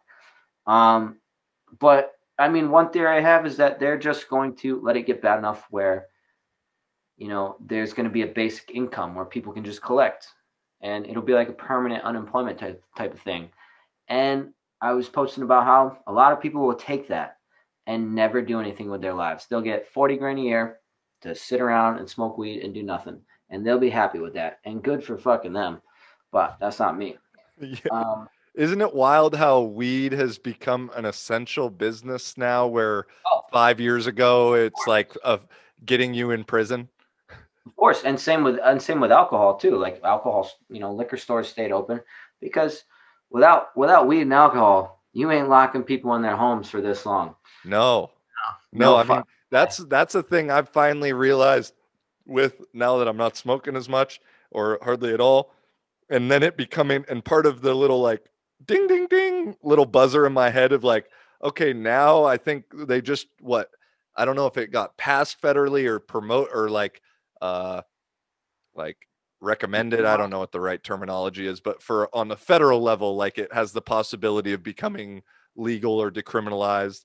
And it's like, man, that's some really interesting timing, like right now, because I know for myself, it was way easier during the lockdown. Like I did my first lockdown in Barcelona where it was strict as fuck. And like Yeah. you could get 600-700 euro tickets for being with Pat curfew and somebody. They could be in your house, but if you could only be alone. And dude, me and that dude. I was living with my girl at the time. She's now my ex-girl. And we probably got through like 2-3 weeks or so sober. And then I was finally like, yo, we need some weed. Like we need to chill the fuck out. Like Yeah. this, we need this or else Uh, we're going to kill each other.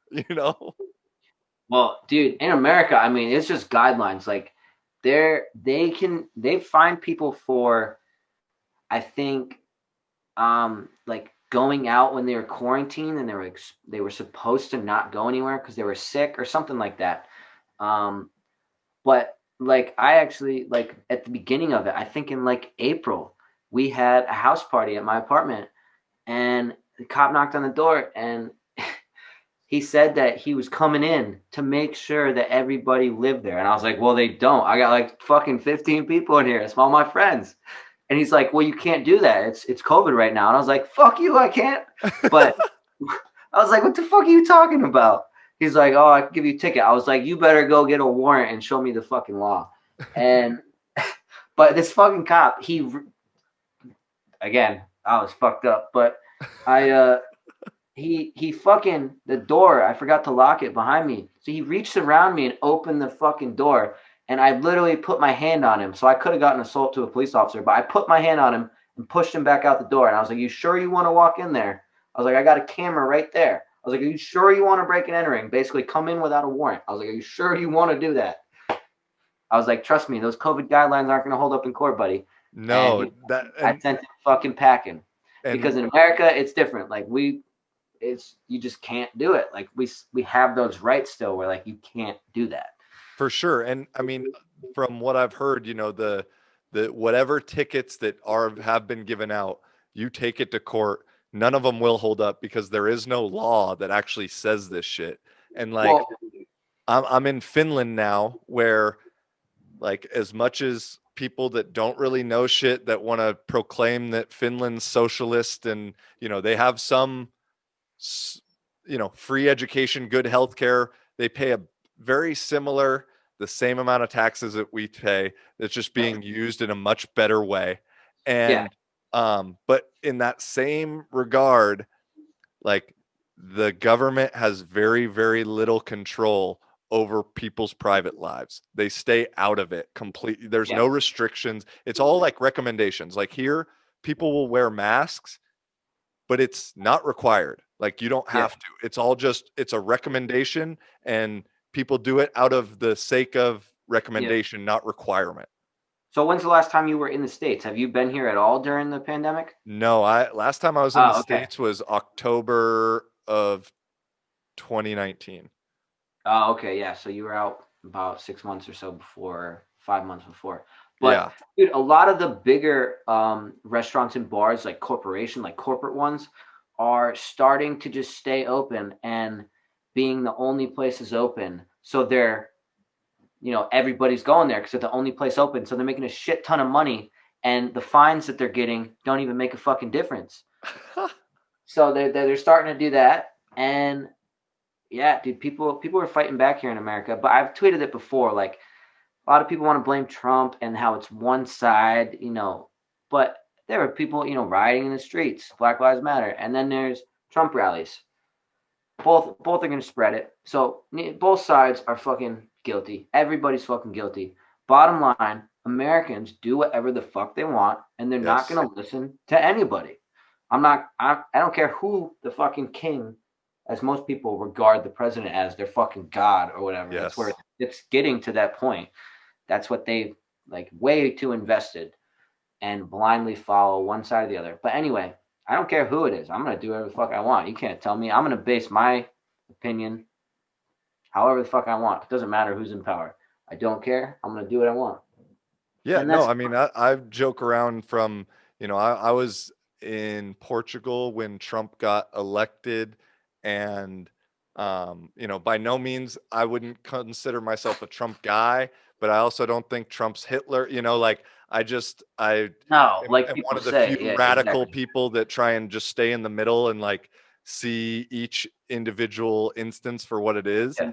But like people would ask, Europeans would say, or whoever would say, well, what do you think about Trump as president? I go, man, fucking Mickey Mouse could be president for all I care. And I'm going to still keep living how I want to. Like, Exactly. whoever's in Yeah. that house isn't going to tell me, like, what they're watching me and they're telling me what I can do and can't do. No, I don't think so. Well, here's the thing, and people on both sides are most people are fucking stupid. They honestly are. They both sides use fear tactics like like the hardcore conservatives and I grew up pretty conservative. There's a M16 on my arm. Okay. I'm very pro Second Amendment. Um I'm very, work hard, Um I'll tell you why Europe can afford all their free healthcare in a minute. But 100%. Yep. I already know. um Yeah.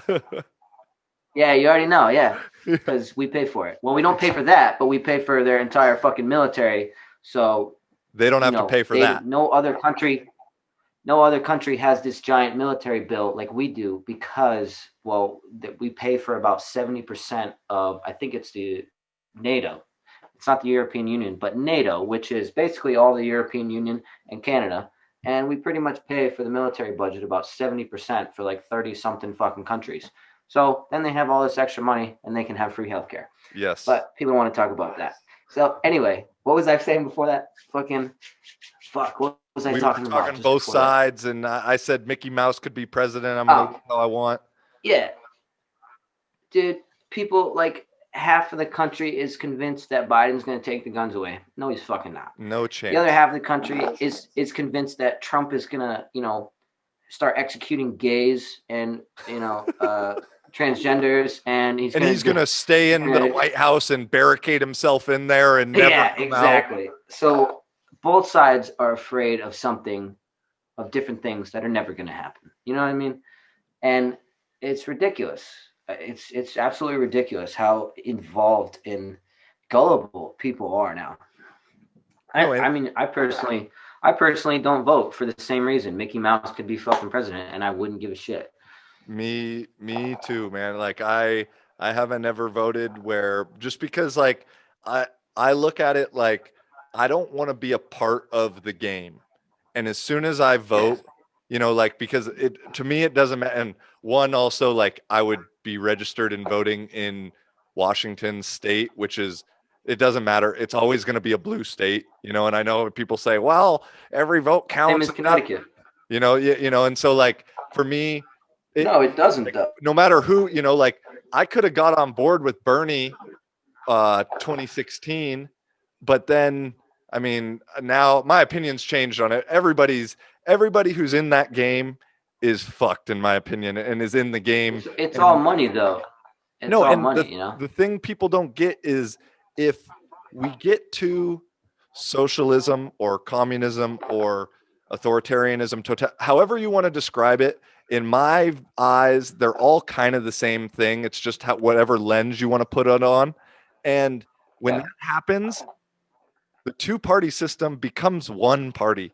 And all of the evil Yeah. politicians on both Well, sides then are kind of becoming on the same team because they have total control. well, it does like actually there's an illusion of like there's a conservative party in like the UK and one that's more pro like the system that they have now.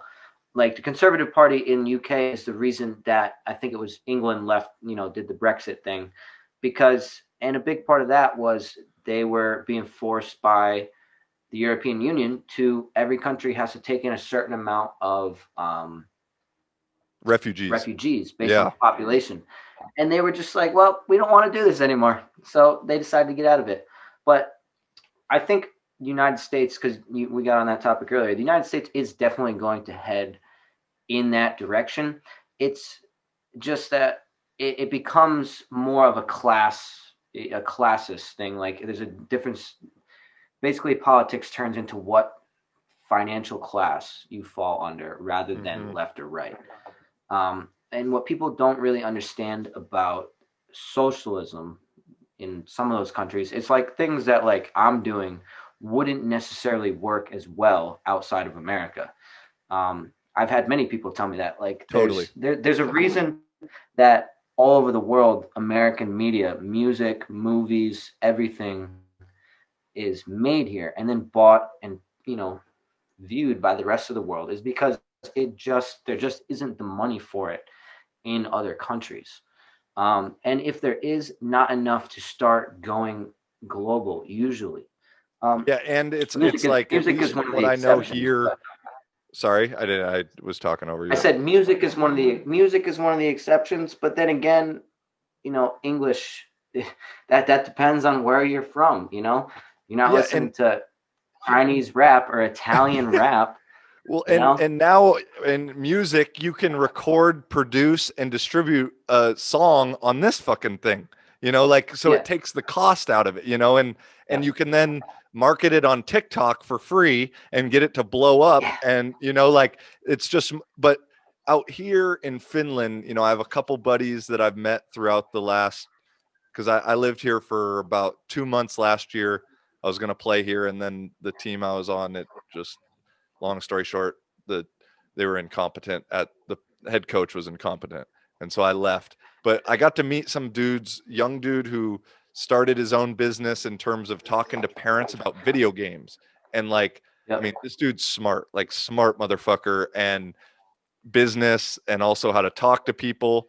And he's like, it's really hard to start a business here because of the taxes from the jump you have to pay, where in the States, Yeah. like through grassroots, like, you know, what you said, what you're doing now, and or what you did to start, like, wouldn't be possible to do out here because of Yeah. kind of the startup fee you got to pay to play.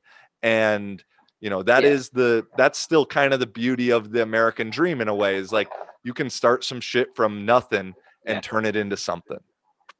And what people don't understand really is, and that's one thing that I think on one, the left in America thinks that just everything is free and capitalism doesn't exist over in Europe. No. There's just more social services and a Yes. little bit more taxes. And then the other side is afraid of that complete socialism where that doesn't even exist in Europe. Exactly. People, and it's so funny when people, I've even dated girls who are just like, they're in college, so they think they're fucking smart. Oh And man, that's the worst. dude, they're like psychology majors or fucking, I don't even, something Or fucking art majors are even the worst. they're just dude. Let's not. I don't want to call anybody out because they're gonna watch this. Dude, they think they're smart and they're like, "Oh, capitalism is bad," and I'm like, "Name a country, name a place on earth where capitalism doesn't exist." Yeah. And they're like, "What do you mean?" Europe. And I'm like, "Oh man, you are so dumb. You don't even know how dumb you are." Capitalism is capitalizing on something. That's all it is. Like when the first guy brought home a bundle of bananas. He was like, "Hey, you know how to dig a hole. Can you dig a hole for me and I'll give you the bananas?" That's called capitalism. Yep.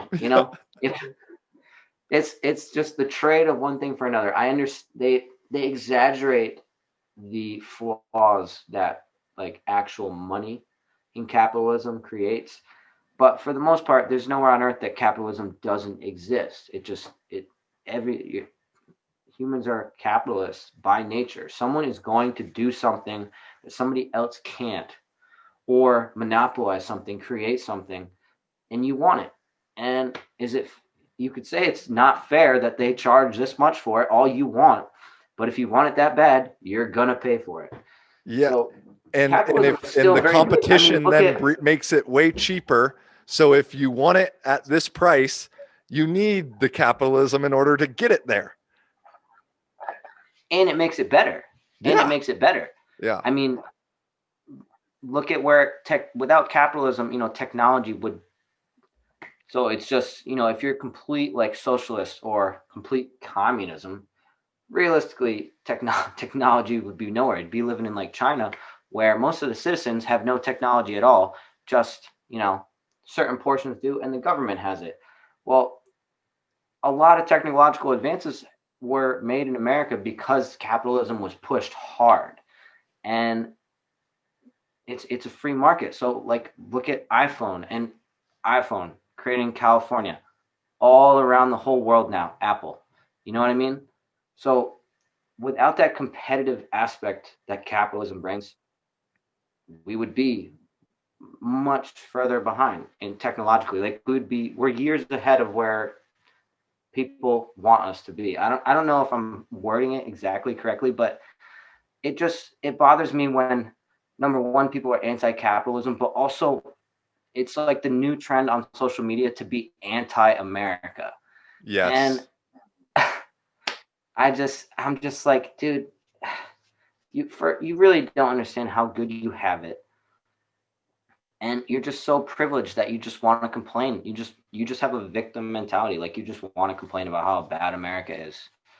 And And like, I mean, we touched on it. We're kind of, talking in circles in a way, but just yeah, like creating a problem, whether it be whatever ism, whatever obia, whatever it is, to create that yeah, thing that someone gets to now feel slighted. And yeah, with social media and Twitter and all of them, like it now gives everybody the platform, which is beautiful on one end and then Yep. terrifying on the other end, Yeah. because you get, like, I mean, I'm, maybe this is extreme and I've never said this out loud, but like in terms of voting, like I think you should have to take like a test to vote, Oh, I've said this before. like a driving test. Like there should be a voting test, because I myself, like, as much as I want to say I'm informed and like pay attention, dude, I Yeah. don't know the intricacies of government that like Yeah. I don't feel like I'm at an informed enough level that like I can vote and know for a fact that this person's going to do a good job. Yeah. And realistically, most nobody ever does a good job in the eyes of most people. But um, no, most people to this day are just voting blindly on one of two ideologies, and most people, and I notice it on one side more than the other, can't accept anything at all. Like all Republicans, conservatives are bad. All Republicans are racist.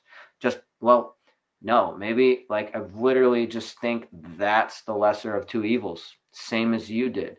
You Yes. know, it's like I think one side in America is becoming very radical, more so than the other. Um, it's definitely, and it's happened very quickly over the last couple of years. I think with Black Lives Matter has a lot to do with it. I think because that got completely politicized. It went from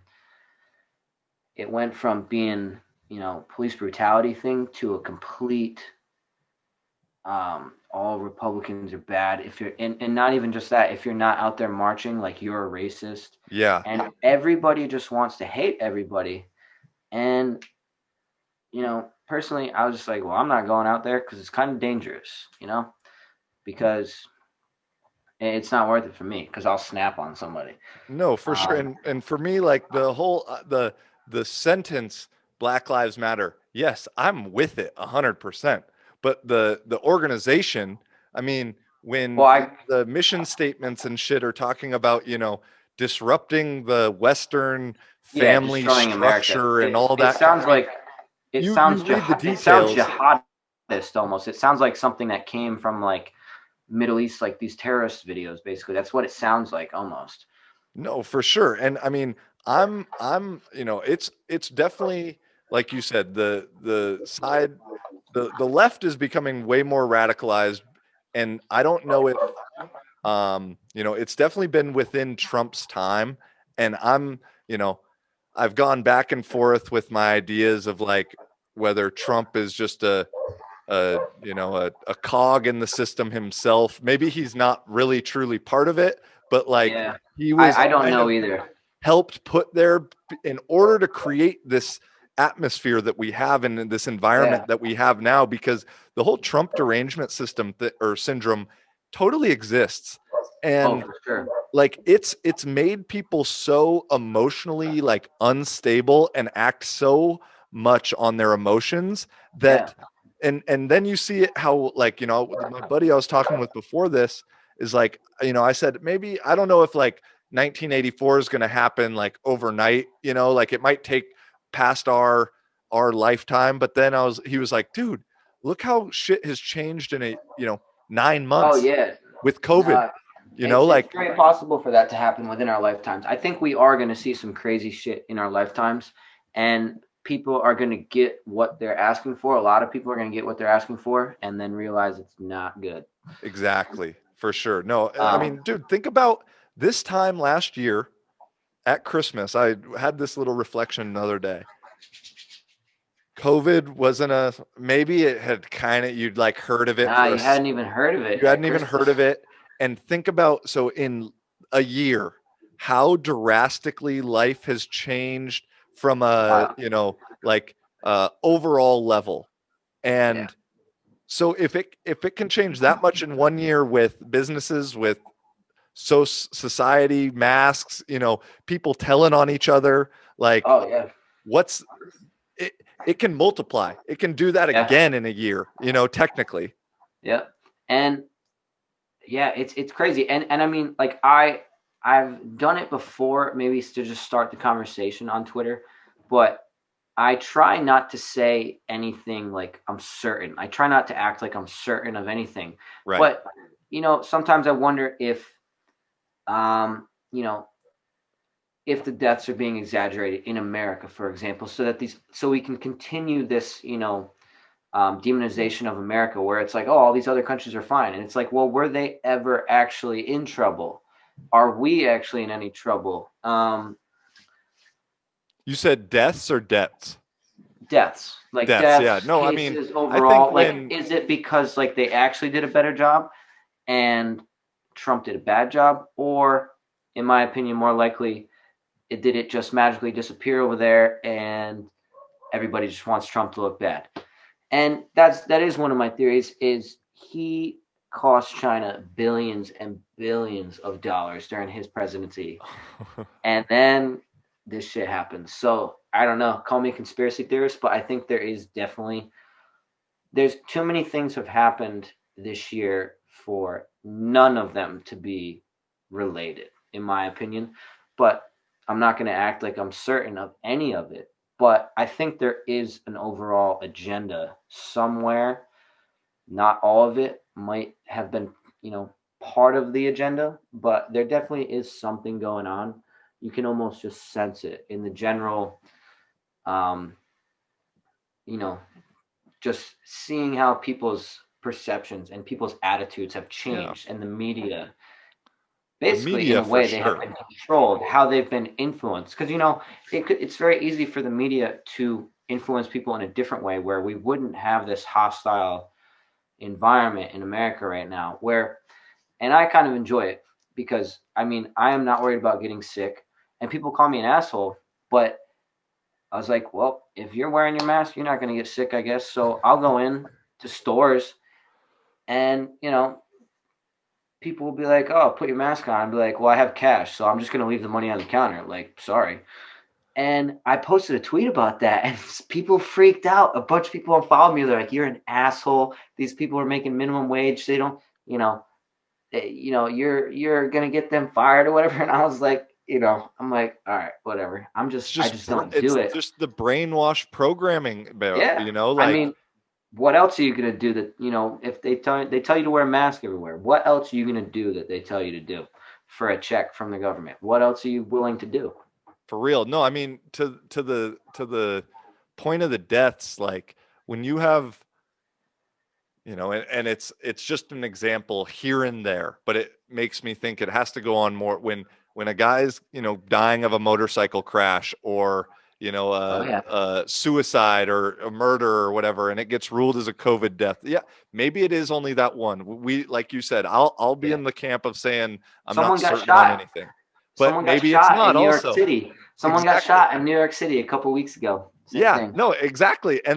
But then on top of that, when doctors are coming out and saying that you get more bread for a COVID death or whatever, then I mean, it's like all these little things. And, with the whole thing of America getting hit the worst and it being put on us being irresponsible or whatever, which maybe we are, but Maybe. maybe we are, but we're also one of the most out of shape and obese countries also. And you look at some of the countries that have been hit the hardest, well, and Italy. yeah, but us, Very, very elderly population. elderly, yeah, and then UK, like they all are either old or out of shape, Yeah. generally speaking. And so maybe that's a coincidence.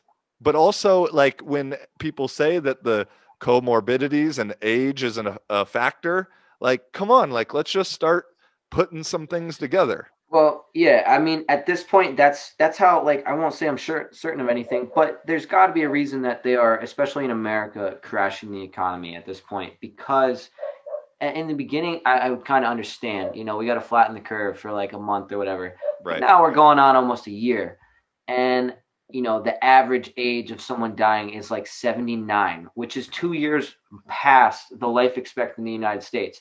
Like, literally, less than 24 people under the age of 14 have even died from COVID in the entire country. It's all just a bunch of old people. So, dude, just quarantine them. They can't go out. They got to get the vaccine and everything.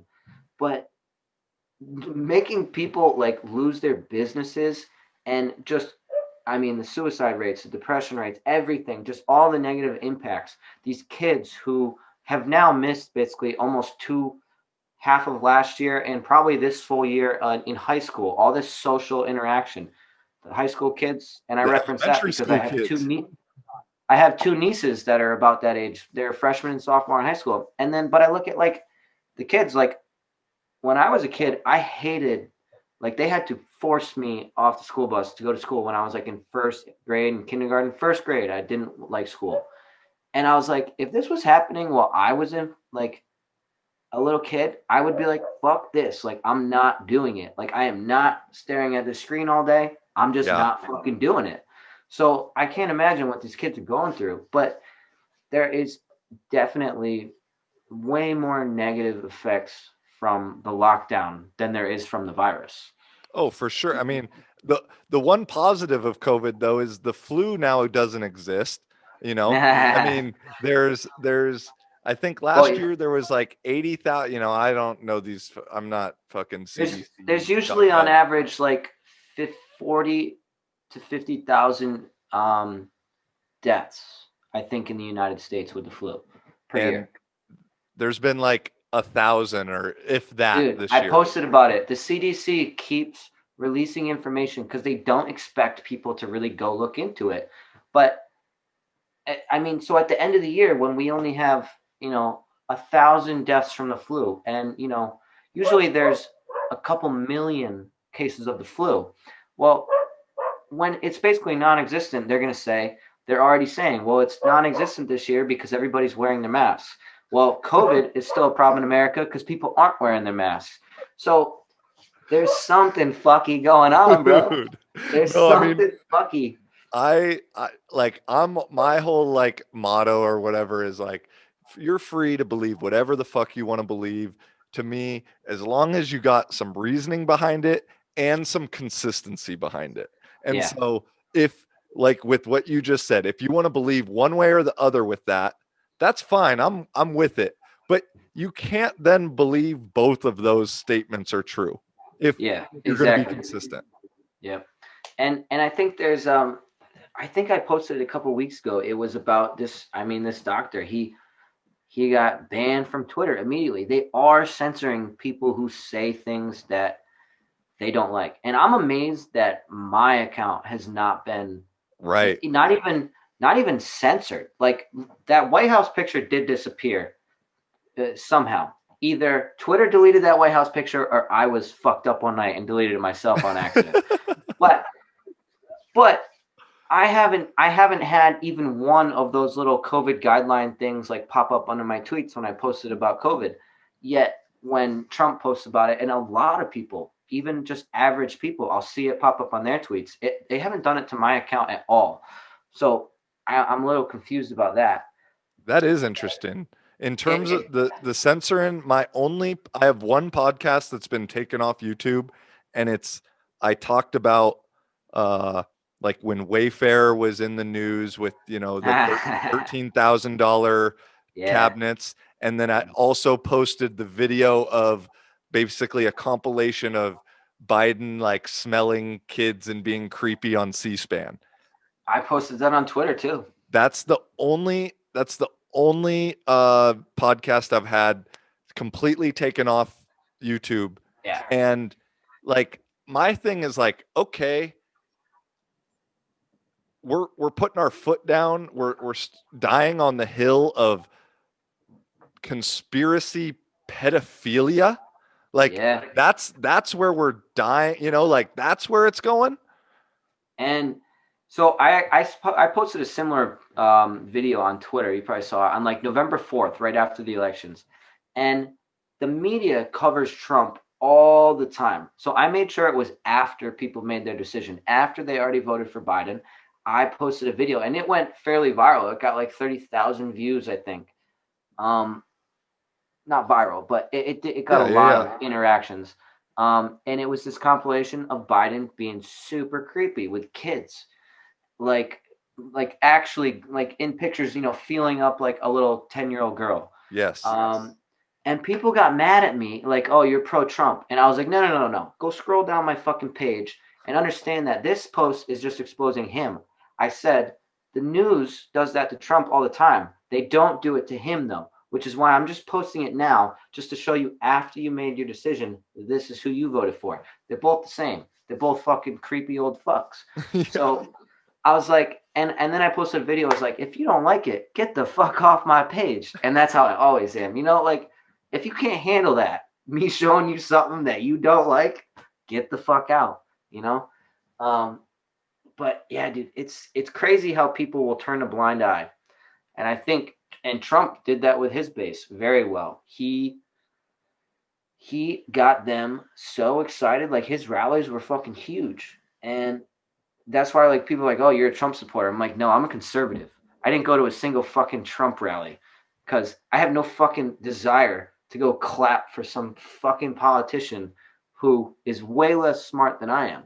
There's no reason for me to go out there and do that. I'm just like, and you didn't even get my vote, but people, yeah, people are starting to like look at these politicians like they're going to solve all their problems and view them as dictators, which is what they claim that they don't want. For But they're sure. starting to view them in that manner, but then, you know, claim that they're being that. So I don't know, man. People are very odd these days. I'm not. The world's getting crazier every minute, but I'm not a supporter of anybody. I support myself, man. 100. Yeah, no, for sure. I'm in that same group, and it's just it's funny with the election this year too of, and I know we could go on this forever too, and we got to wrap it at some point, but Yeah, we gotta um, wrap it up soon. like with this year with COVID, all sports were canceled and politics essentially turned into sports for people, with the red Yeah, team and the blue team.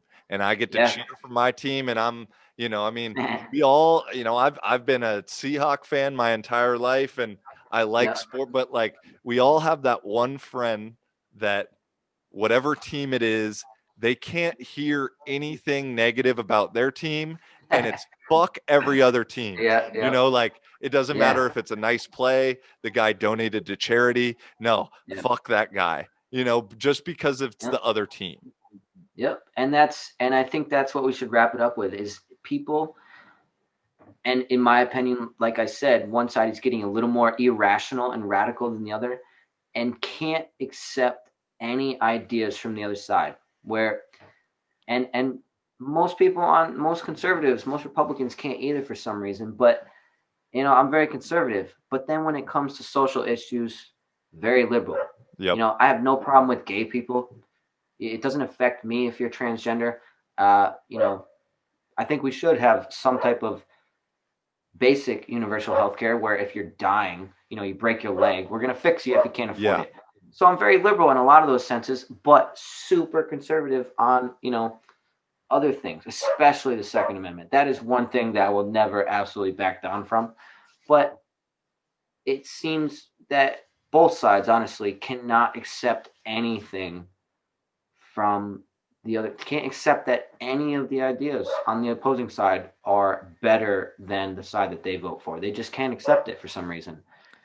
Yeah, we've been conditioned in a way that, like, growing up, it was always you never talk about religion or politics, and Yeah, it's like we aren't able to have that conversation now, whether it be because we've just never practiced it.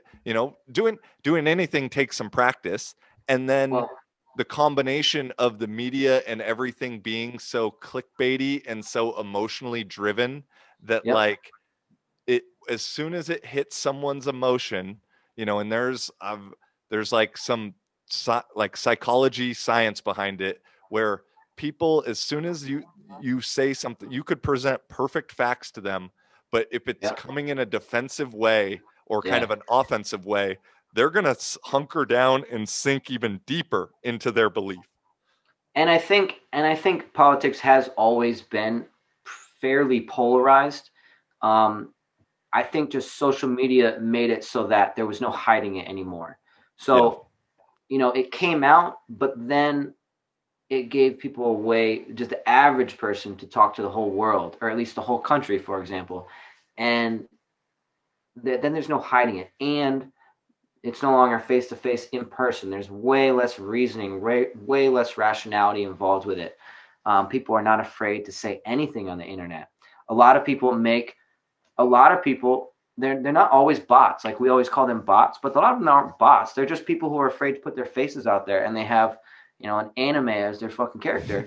Yeah. But so, you know, it definitely brought it out what already existed, but now it's intensified because people just think that they can say whatever the fuck they want with no consequence, which really there is no consequence. But it's definitely become very radicalized. It's polarized, basically. And I'm happy that I'm someone who hasn't bought into that. Like, I refuse to get angry that someone else thinks differently than me, you know? And some people literally can't be friends. Like, it's this whole Trump thing has made so many people like, oh, I can't be friends with anybody who voted for Trump. Like, all right. For Well, I sure. didn't vote for anybody, Yeah, first of all. or even, the issue too that bugs me is like, and I've gotten into this, whether it be on Twitter or direct messages or whatever, is you can agree with point A, B, C, and D with somebody, but then Yep.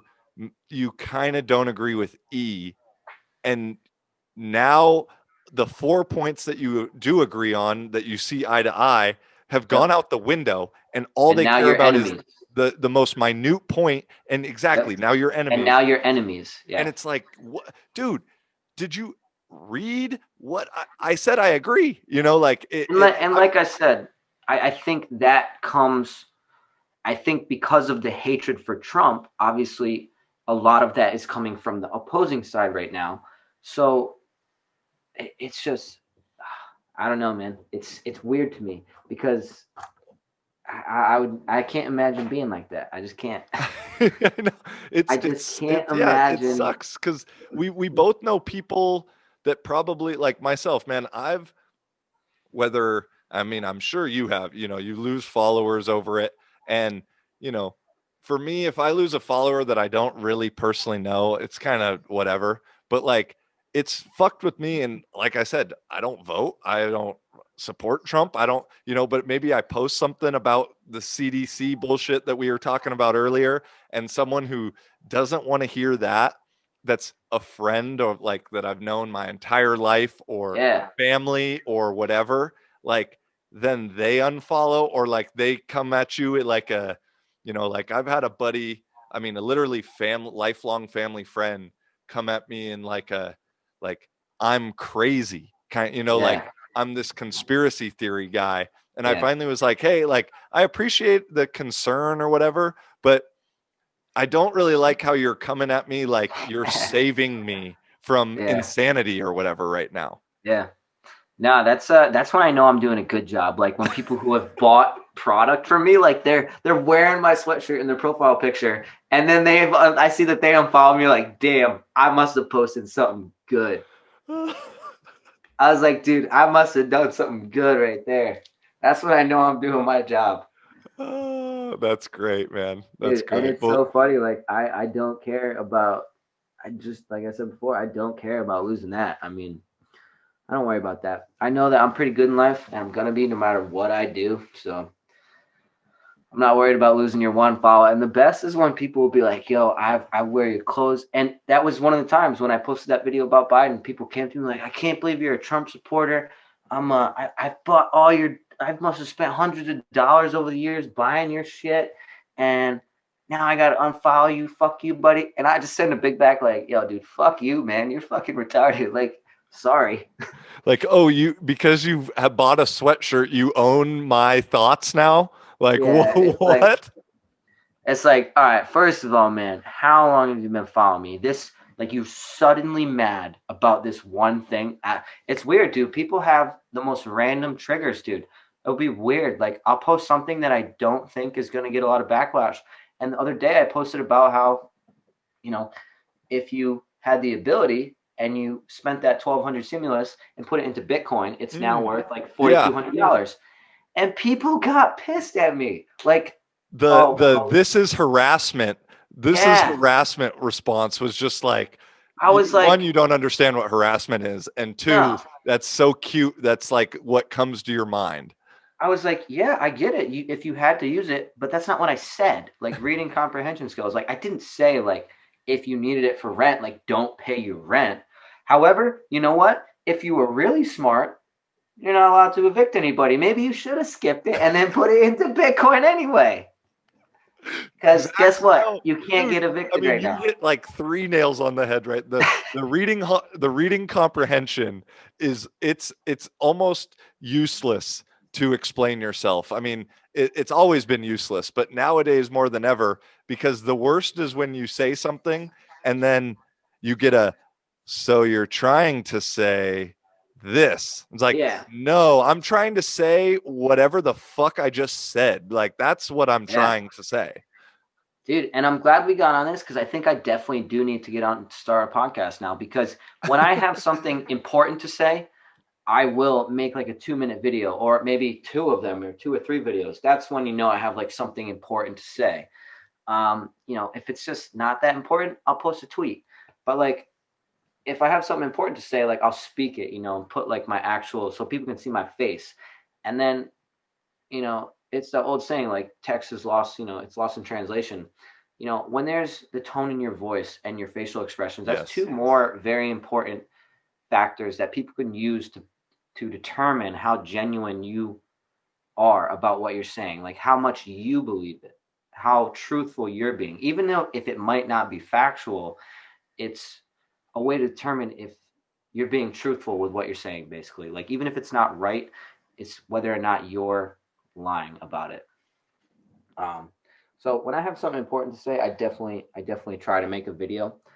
So I think that's why I haven't made a podcast yet, because I get plenty of views like when I post a video of me like speaking. But I think, yeah, I think I should definitely hop on a podcast because then I can just talk as long as I fucking want. Dude, yeah, no, I mean it's fun. It's therapeutic sometimes and shit, man. Until that happens, I mean, I'm I'm kind of like, I'm playing around with what I'm doing, and whether we get maybe we could just get like a monthly thing going, or like something Yeah, where dude.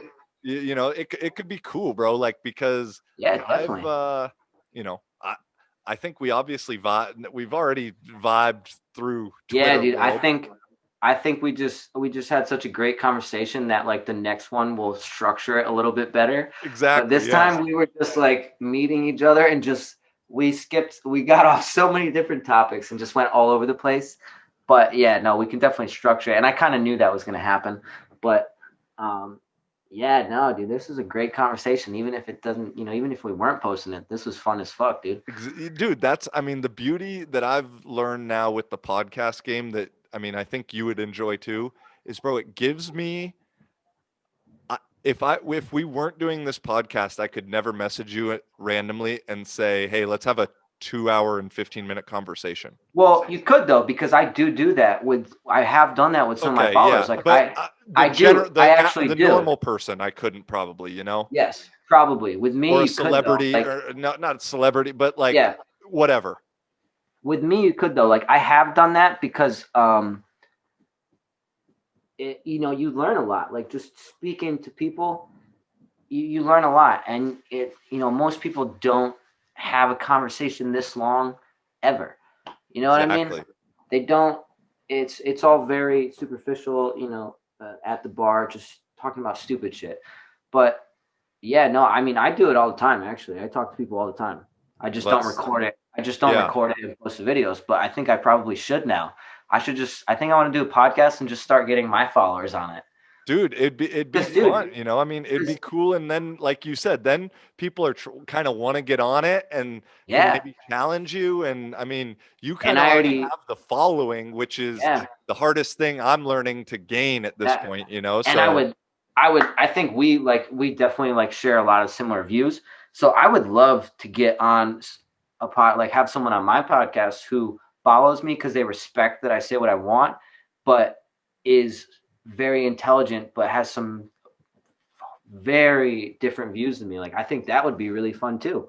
For sure. Because I definitely, if people still follow me at this point, like I know that they would keep it cordial and respectful. It would be like a civil conversation. They're not the type of people like that get bad and can't be friends or can't follow somebody. Obviously, if they follow me at this point, they understand, And I think that's a good idea after this is start doing it and try to get on it, because I have made it so that like you have to have a pretty open mind and be somewhat intelligent to like follow me and not get mad and like mad and unfollow. Like you definitely need to, and maybe not even intelligent, but like have some thick skin and not get offended. Like I've done that on purpose. Or So some, I yeah, think, maybe not intelligence, but we could say critical thinking ability. yeah, and definitely like it. Also, I think a level of confidence, whether you agree with me or not. You have to have a level of confidence, because if you're insecure with your beliefs and I say something that goes against them, or anybody for that matter, not just me, but if you're Yeah, yeah, yeah. insecure with your beliefs, you're going to get mad if somebody, says something that goes against them. But if you're okay with what you believe in, you don't care what anybody else says about it, you know? No, and So, and I mean, I think you can agree is like, dude, I like changing my mind now. Like yeah, I like now, obviously I like being right. I'm going to admit that. It's one of my favorite things yeah, to be is right, but I also like to change my mind on something I'm passionate about because like yeah. it shows that I'm not Yeah. just stuck. Well, yeah, that's the difference between like just wanting to be right, wanting to what you believe is right and thinking you're right, and actually wanting to be right by changing your mind to be right. For You sure. know, there's a whole difference in that. But yeah, no, I don't. I think a lot of people don't really care about being right. They're just stuck so far in. They're just like, no, this is it. This is it. I will. And I think a lot of it is people's egos. They're like, no way, I cannot change my mind, because then it makes it look like I was dumb. No, it Exactly. makes you look dumb when you won't change your mind. Exactly. And dude, it takes effort to change your mind because you got to Yeah, then research and you got to listen and you got to do all these things. you have to have the right person, and sometimes you have to have the right person explain it to you. That too. Yeah, that too. Sometimes That it yeah, depends. for sure. And what's cool is I know like, obviously having the following is cool because I have been called out several times, and it's like, damn, that person is right. Like either there was something like, not, I'm not talking like facts, like I posted a statistic and they're like, oh well, no, that's not right, that was fake. I'm not talking about that, but just having some things like explained to me in a different way. And I'm like, all right, yeah, I understand that. And then using what I said and what they said to kind of create a new view.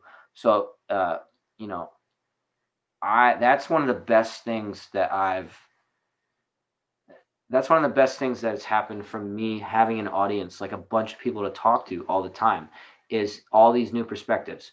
Majority are a bunch of bullshit, and those are the people who don't follow me anymore. But there's always those one or two that are like, wow, this person's pretty intelligent. I haven't thought about it that way. And nowadays, that doesn't happen as much anymore. And I'm much more careful about what I say nowadays. Because back in the day, I don't think you even followed me way back in 2015, No, 2014, I bro. don't think so either. Oh my God. And it wasn't like stuff I even believed in, but I was just posting crazy shit, dude. Crazy, crazy shit. And it was mostly just for the wow factor, the shock factor. But now most of the time I'm pretty good about what I post now. It might offend you, but it's not something that I'll ever regret saying anymore. And that's no, that's where we're at, man. I think that's the sign of growth, a little maturity, a little extra contemplation, you definitely you see a bigger picture the older you get, like Yeah. your frame widens Yeah. or it should at least Yeah. hopefully. Yeah. And so no, man, like I said, I think You should start a pod, bro. I'll be Yeah, dude. subscribing I for think sure. because you had me on, dude. If I start a pod, you're gonna have to be the first guest, obviously. Dude, I'd be honored. That'd be super fun. I mean, and like I said, until we get that, like a monthly thing could be dope. And then we, like you Yeah, said, like definitely, we dude. kind of schedule it out, or not Yeah, schedule it, but like script it out a little bit just yeah, so, yeah, hey, we're gonna definitely. do this topic, this topic. Because I always like to get, the whole premise of living for a living is like I want to get Yeah, motherfuckers on that are doing what they want to do. And so yep, like that was a big proponent with you, and like yeah, people that interest me. yeah, And so the first, like, I want to hear about their story and their life and how they got to even be in that mind state of living for a living. yeah. And um, I haven't done a part two with anybody yet. I've talked with a few people for part twos, but I know that part two, like we said, we get, okay, hey, Yeah, this yeah. happened, this No, I happened, this think. happened. Yeah, no, I think this went the way I was supposed to. And next time we'll talk about like what we actually plan to talk about. This time we just kind of bounced around, and you're definitely gonna have to edit it because some of the people are gonna be like, "Dude, these two are just like going off," and we did. But I think that's what made it great. For But sure. No, for yeah, sure, man. I'm happy. And like I said, it's always weird now that we're at like 2 hours, 20 minutes of like normally the first time with somebody I don't really know, it's like after an hour 30, it's like, yeah, okay, I'm either reaching for something or no, like we just it's just started. slow. And like Yeah, no, we were just bouncing we back and literally forth. could just keep going. But at this point, I think for the sake of it, let's wrap it. For the And sake of you editing it, we should probably wrap it up. that too. All right, sounds good, man. It was awesome talking. Yeah, man, for sure. Until next Oh time, yeah, brother. man. Much love, man. Take care. Definitely, man. Take it See ya. easy. Stay safe. Yeah, you too. Living for a living, baby. How you doing?